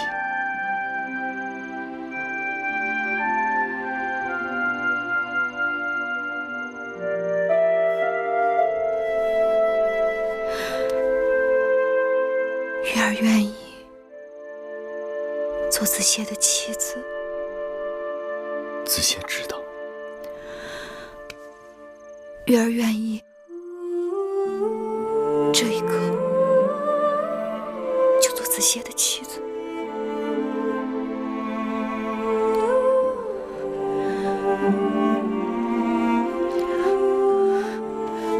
月儿不可，月儿万万不可。子歇视月儿为珍宝，你我只有行过6礼，明媒正娶后，才可结为夫妻。子歇愿意等到迎你入洞房的那一天，那一刻。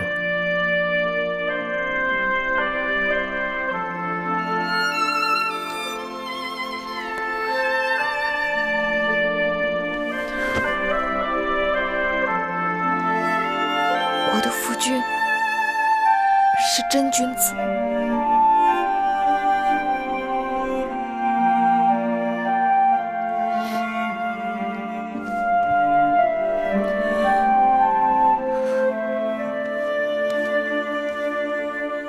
这香囊本来就是为你做的，一直不得功夫给你，望你带在身边，看到它就像看到月儿似的。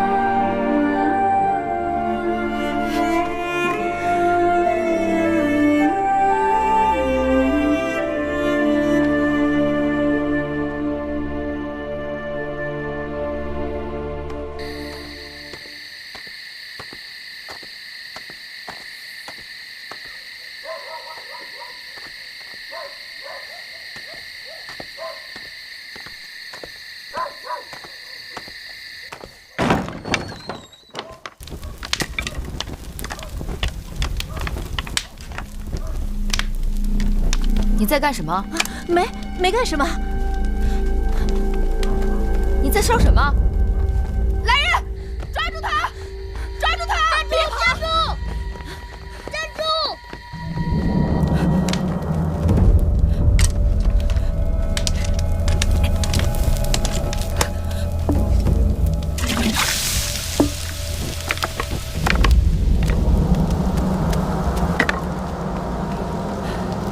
抓到没有？电脑黑，给他跑了。但他也没占着便宜，我在他手上狠狠咬了一口。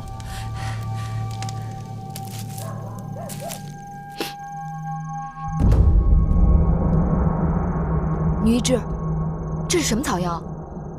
麻黄。我给舒公主开的方子里就有这麻黄。麻黄虽能解除舒公主的寒症，可若过量，必会引起失眠、头疼、心悸。公主现在就有这些症状。该死！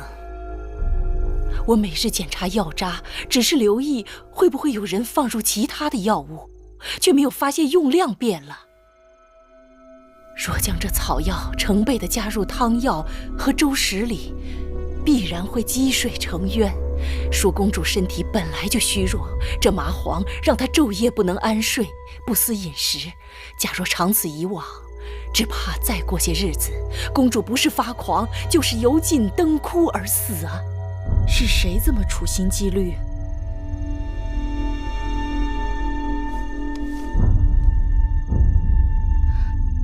这方巾不像是寻常人家用的东西，倒像是宫里头的。不用说了，定是秦宫里的人想要害公主。这舒姐姐是秦王迎娶的新王后，人还未到咸阳，怎么就与人结仇了？奴婢猜测，幕后指使之人会不会是秦国的魏夫人？魏夫人？魏夫人是谁？魏后跟奴婢说过，秦国的魏夫人是秦王前王后的妹妹。这些年来，宫中事务由她执掌。她的独子公子华，也是众人眼中未来的太子。秦王迎娶姐姐，难道碍了魏夫人什么事？若真是那魏夫人，她可太狠毒了。姐姐，快躺下，躺下。她从未见过我的面，却想要了我的命。只可惜，我们没有抓到那雏鸟，不然到了咸阳，人证物证俱全，姐姐便可向秦王据理力争，拿他们问罪。可我们没抓着那个雏鸟，会不会打草惊蛇？那边并不摸我们的底，恐怕还不至于。你们都先下去吧。有月儿陪我就好了。是。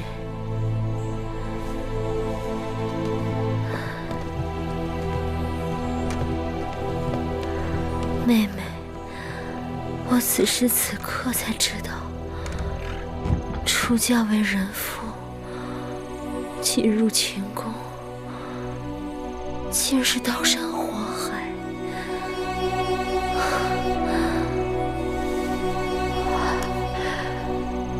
我前几日跟你说的那番话，并非混热之言。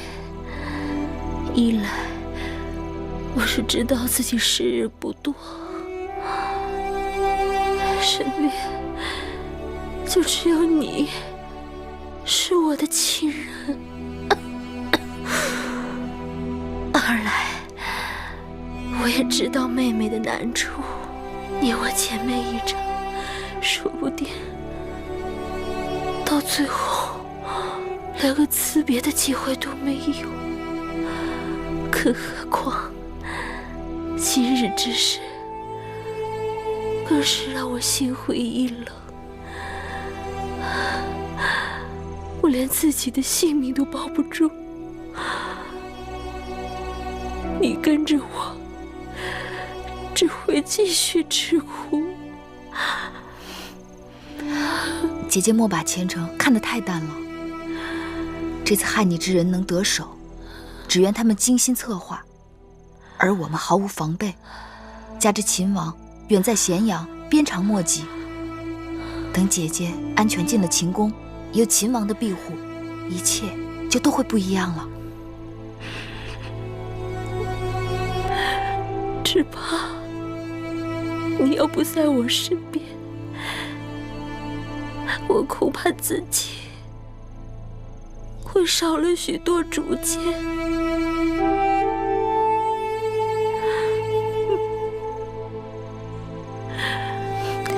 姐姐吉人天相，妹妹若不能日日守在姐姐的身旁，也会时时都为姐姐祈福的。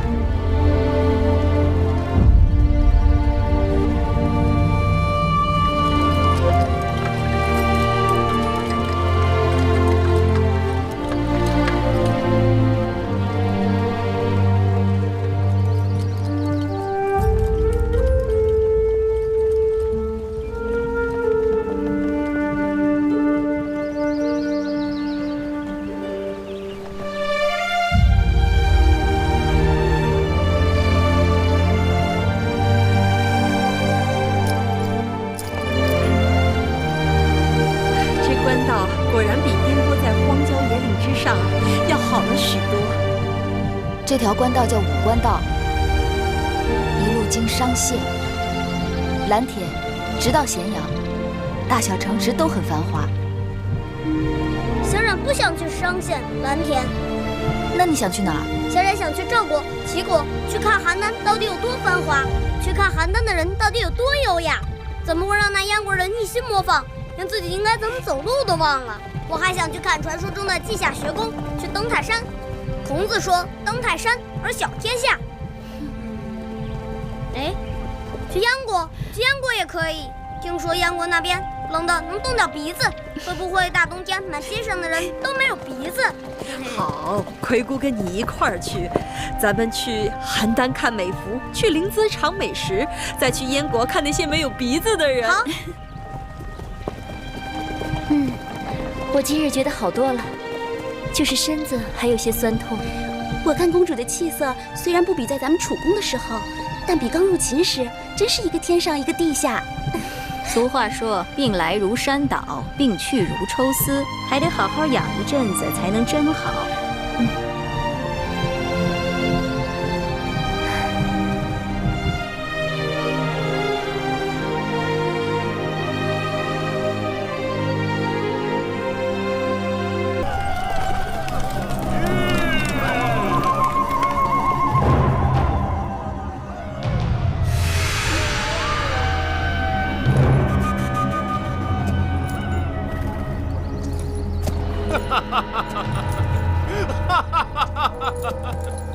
好家伙，这么多人，真是浩浩荡荡啊！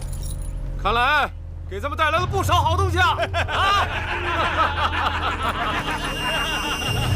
你去队伍后面，截住他们，捡好东西拿。好的，大王。儿郎们，我们的女人，还有我们的孩子，现在眼巴巴的，正在等着我们满载而归呢。今年冬天的酒跟肉，就全靠这趟了。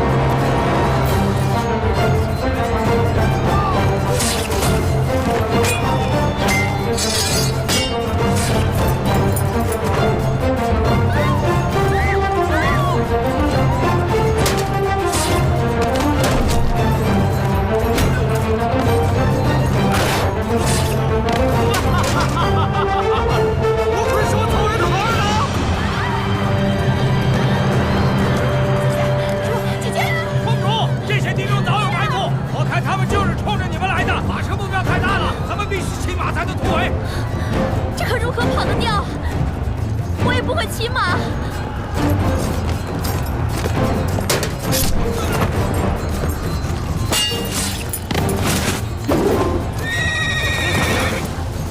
我在前面打头阵，你们在后面跟着我。不行，公主前进之躯，万一有个闪失。前面不远就是长线，如果有人能够引开敌人的主力，咱们就能再多撑一会儿。上线的守将一定能赶到。姐姐，把披风给我。对，月公主说的对，这披风是万万穿不得了。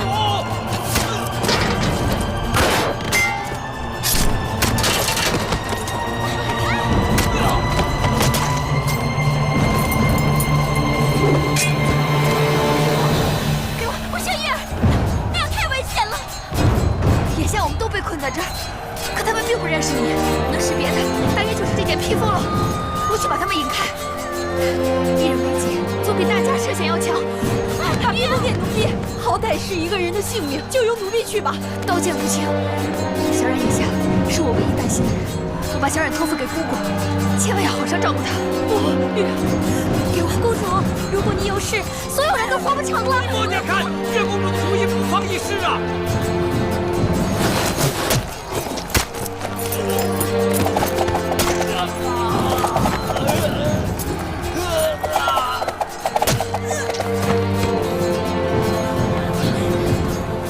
你救了大家的命，请受奴婢一拜。月公主舍生取义，救他人于水火，谋恼汗颜。将军不必多言。姐姐，你自己小心。姐姐，月儿，走。你们保护月公主不为。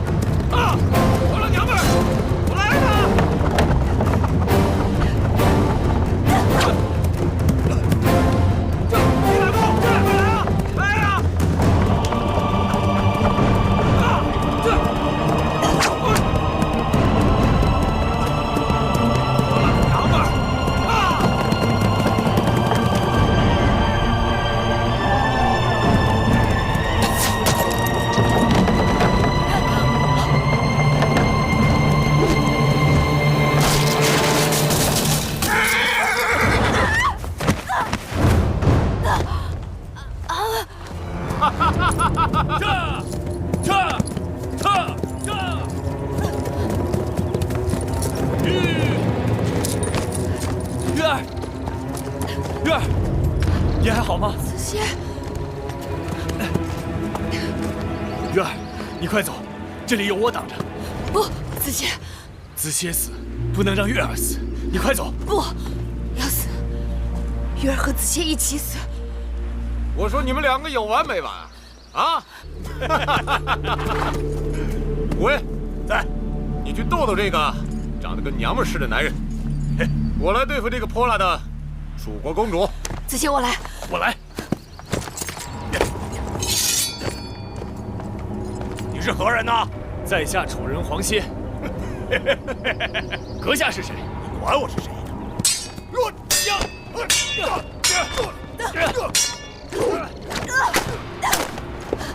子歇，小心！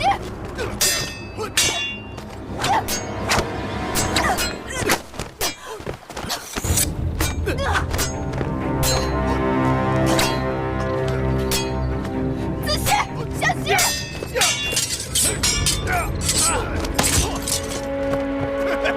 剑都打不稳，还敢跟老子交手呢？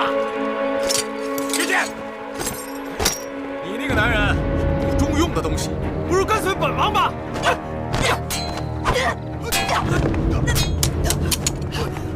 子歇，放开我！看看，小白脸是怎么死的？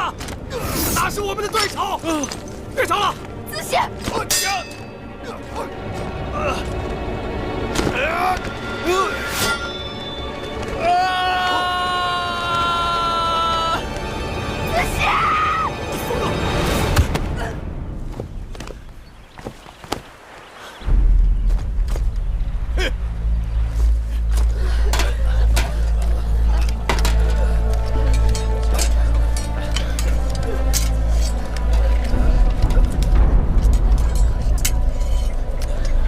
没事吧？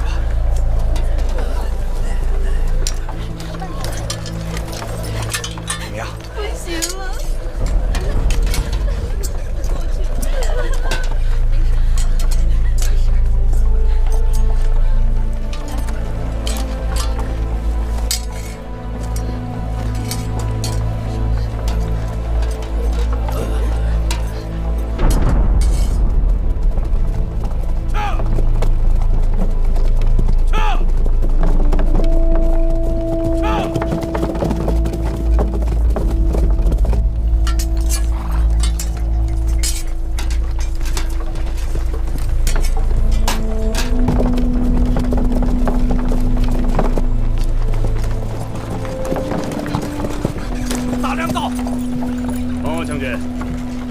眼下如何？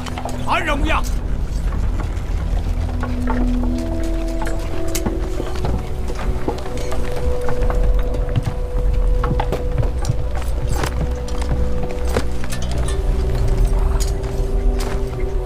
秦国大良造公孙衍拜见秘书公主。公主，公孙衍救驾来迟。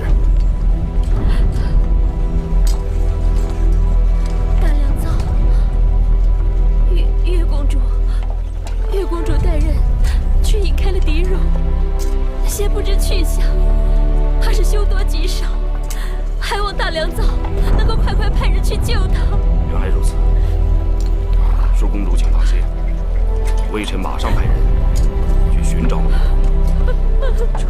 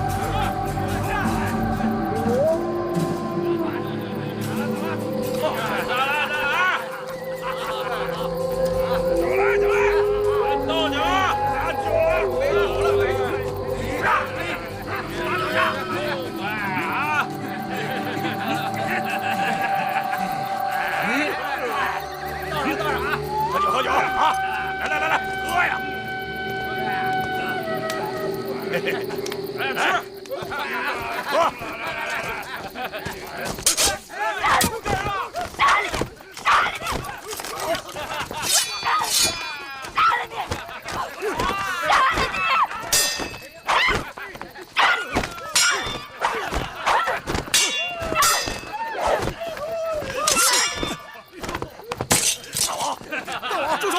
大王，这丫头她疯了，她疯了！你们都起什么哄啊？等我，放开手下！疯丫头！放心，有我在，定不会让他伤了你。不过你记住，我不在，你也不许伤他一根毫毛。还有你们，记住了吗？是。不让我杀他，你杀了我吧！杀了你？哼！那我们这一趟岂不是白跑了？你们杀了我的子熙，既然我杀不了你们，那我就死给你看！把他手绑上！为什么？为什么你们不死又不让我死？哎，吵什么吵啊！为一个弱不禁风的小男人，我们这好男人多的是啊！你屁话！他是世界上最好的男人，他是我的命！你害死了他，我杀了你！谁看见你的男人死了啊？我亲眼看到的，你把他打到悬崖底下了。那悬崖底下是湖泊，死得了死不了还不一定呢。你说什么？你说子熙？你说子熙也许还没死？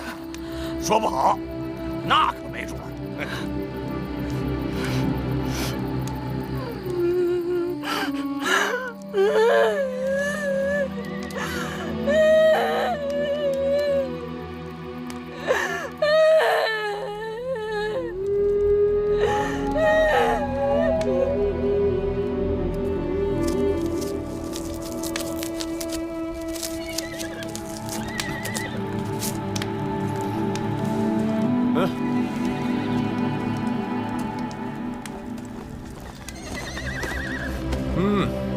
真香啊！拿着。不饿呀？不饿我可饿了啊！真香。你们为何要抓我？自然是为了钱。你不像是普通的劫匪，你们到底是什么人？你猜猜。披发左衽，必为虎祖，北狄西戎。你们是狄，还是戎？丫头，看来你有点学识啊。东胡、林胡、楼烦，白狄、赤狄，西戎，还是义渠？义渠。义渠？义渠在秦国之西北，怎么跑到东南面来袭击我们？你知道你们袭击的人是谁吗？难道你们吃了豹子胆了吗？这买卖做得值啊！为了你大秦王后。哼，那你就大错特错了。什么意思啊？在你眼前的，不是什么大秦王后，我只是个陪嫁的应女，不值钱。你骗谁呢？啊，性子如此强悍，见识如此不凡，若非楚国公主，哪来的如此心性和教养？哼，你若不是王后，那这天底下就没有女人敢居于你之上了。哼，若是王后，身边怎么可能只带这么少的护卫？如此轻易落入你们的手中。不错，我的确是楚国公主。不过我是庶出为应，王后是我的姐姐。在被你们袭击的时候，我换了她的披风，为了引开你们。她此刻应该已经到商县了吧？哼！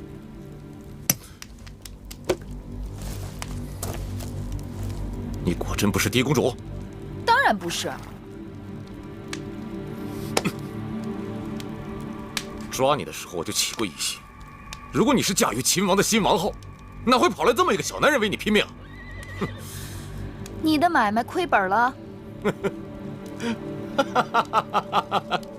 这王后的妹妹，多少也值几个钱吧，就是赚多赚少的事儿。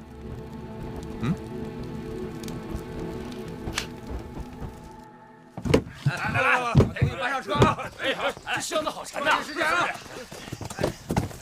快，来这边。这下好了啊！回得等大王赏赐吧！哎，可不少啊！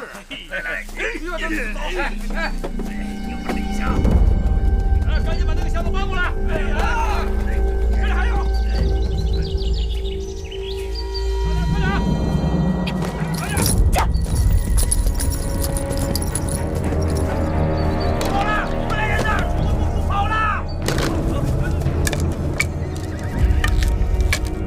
大王，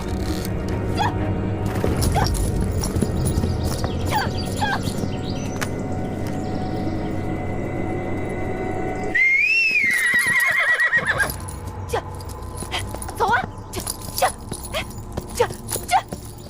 往前走！哎，别回去！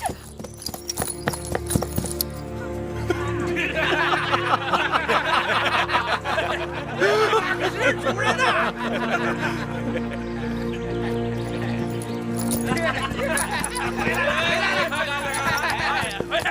太阳哥是个骑手啊！一群的马可不是随便跟人走的，就是啊。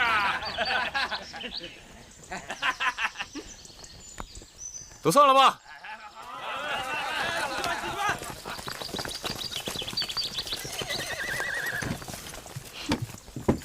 这马呀，是我们一群人的好朋友，他绝不会轻易离我们而去的。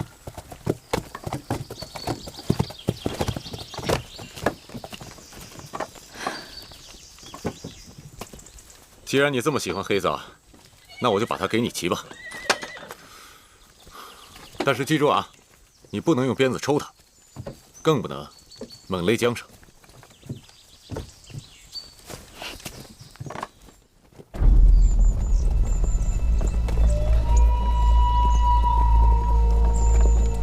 丫头，这一路走了这么久了，怎么也不说话呀？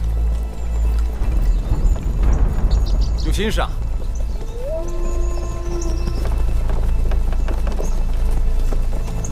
哦，我知道了，害怕了，不敢说话了。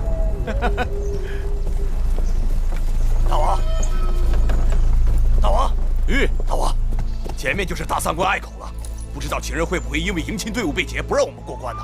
别担心，他们的耳目应该没那么灵光。再说了，我们带了那么多好东西，不用跟他们硬拼，我自有办法。 这就是过关的符节，拿给他们看。好，去吧。哈。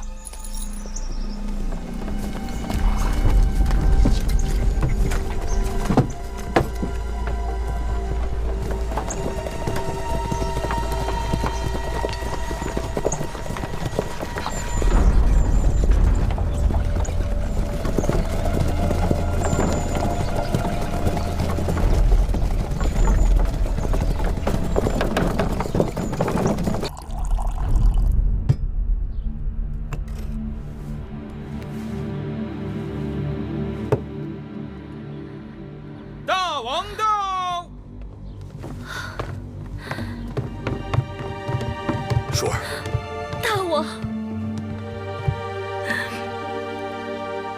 我以为我再也见不到您了。经过我都知道了，你平安就好。求大王救救月儿！月儿，大王，月儿就是那个会使软鞭的小丫头。听说这次全靠她穿着舒公主的披风引开了一群人，才保住了公主的周全。寡人记得她。来，既然如此，义渠那边要想想办法。大王不妨找大良造公孙衍商议一下，让他推荐个合适的人选。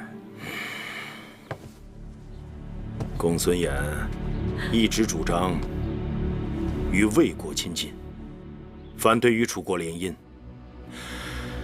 恐怕对此事不会热心。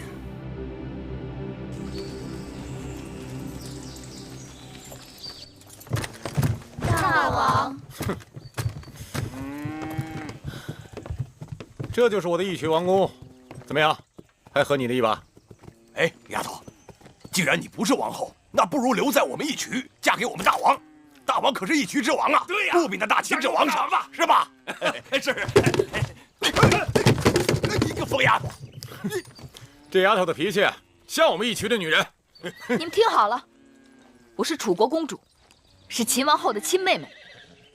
你们言语间再有轻薄之意，就不要怪我不客气。真是好笑啊！你现在明明在我手里，却要对我说不客气。哼！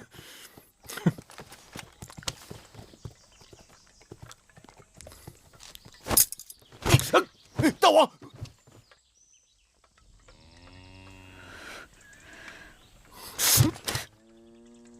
再敢无礼，我就杀了我自己。哎，别，我不动啊！滚出去！你这是何苦了？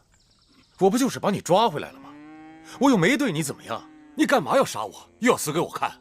你们把我的子谢打下了悬崖，我即使杀了你们，也不能解我的心头之恨。我有机会便要杀了你们，我若是杀不了你们，我就随他一起去。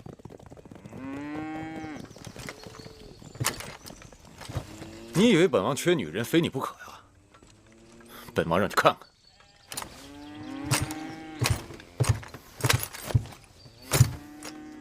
来，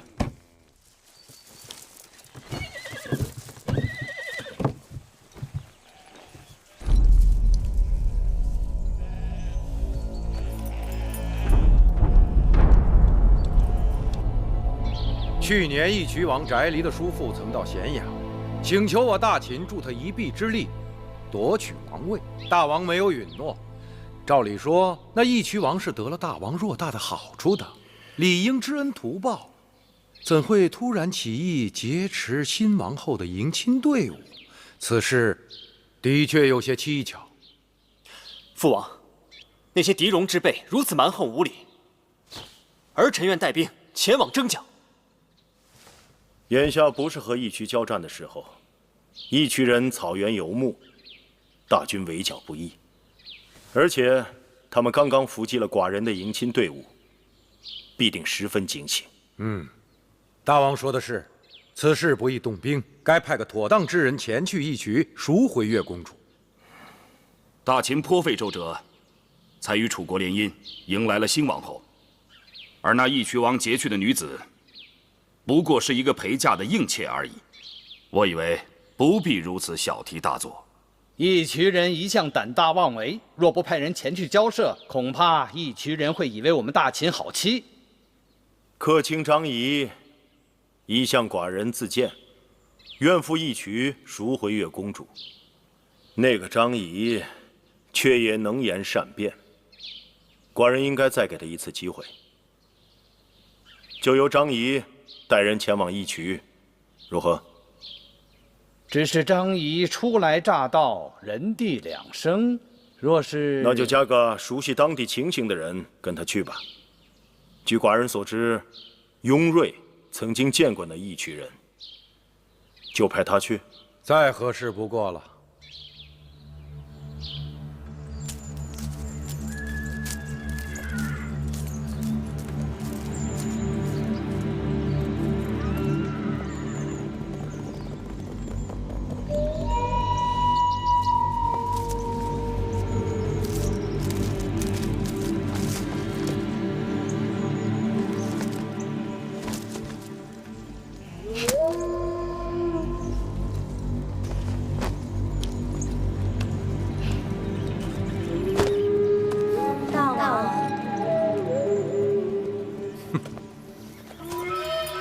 公主，这2日住在我这儿，没什么不习惯的吧？把鸟关在笼子里，还需要跟他商量笼子大小吗？谁说要关你了？哎，你们听好了啊！公主若是待烦了，就陪她出去走走。是，我不过是你的囚徒，在这里走和在外面走有何区别？这……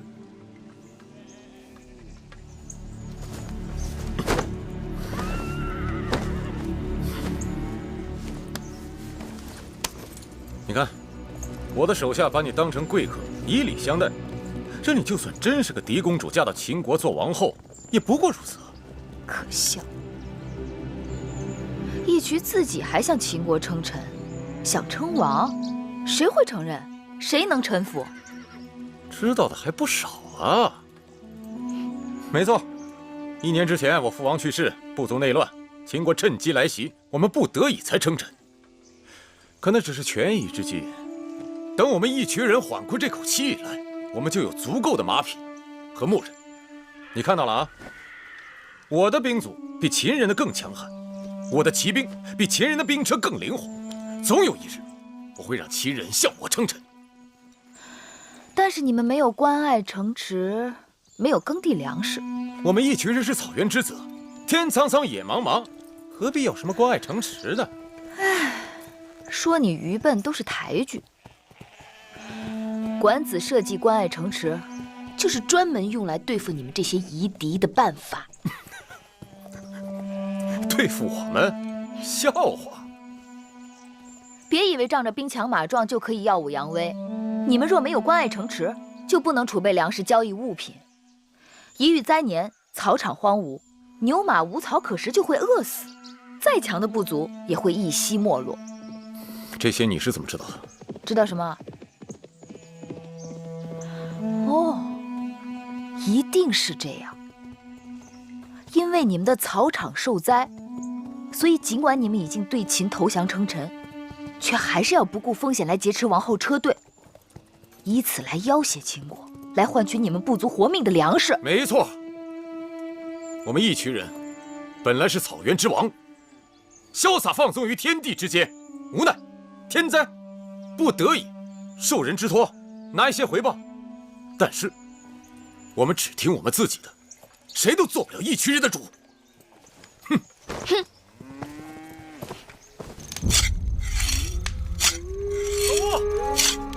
老吴，是吗？老吴，你知道管子是谁吗？嘿，今天啊，这世上还有你老吴不知道的事儿啊。当初有人花重金让我们劫杀新王后，可那个丫头到手却是个假的，居然受人之托，如今得有个交代啊。杀了。可那个丫头，会精灵的，杀了有点可惜啊，是吧？哎，你看着我喜欢她了，可她一个笑脸都不肯给我，还一心要杀我。你的意思是把她睡了？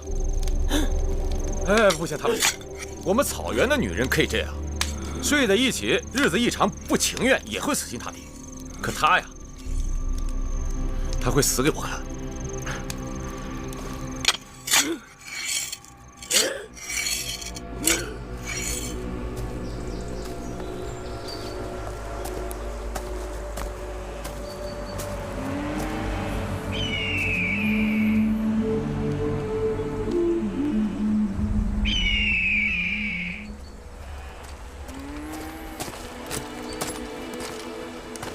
大王，秦王派来使者来跟我们谈赎人的事儿。秦王真的派人来赎他？正是。走，去看看。是。秦国使者张仪、雍瑞、嬴华见过义渠王。雍公子见过，算是朋友。公子华也是如雷贯耳。你是谁啊？这位是我们大王新请的客卿张仪。没听说过。哈，义渠人热情好客，可义渠王让我们站在这里，这不是待客之道吧？好，坐，都坐吧。上奶茶。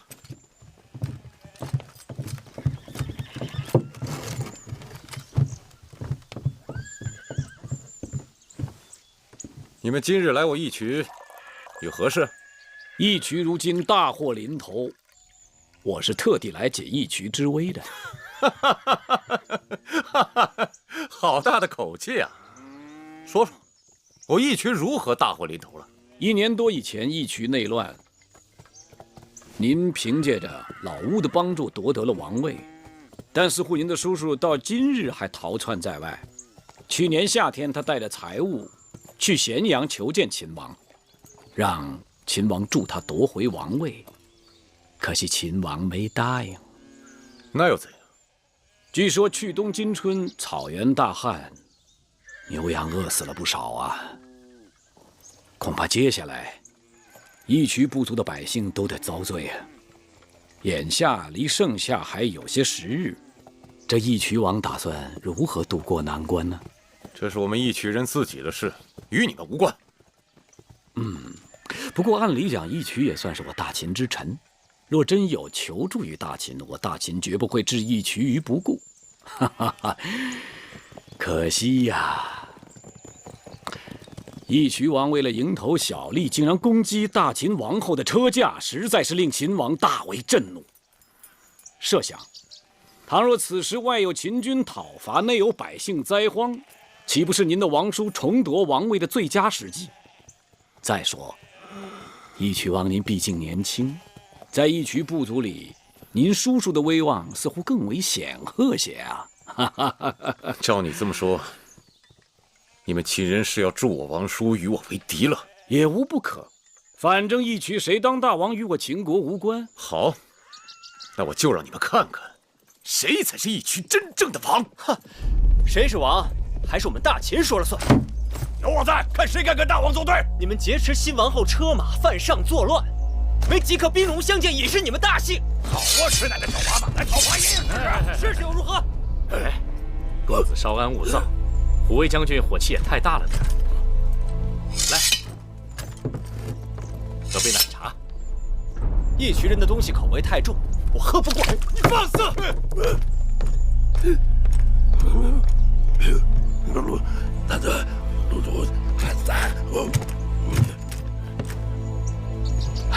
我倒想尝尝。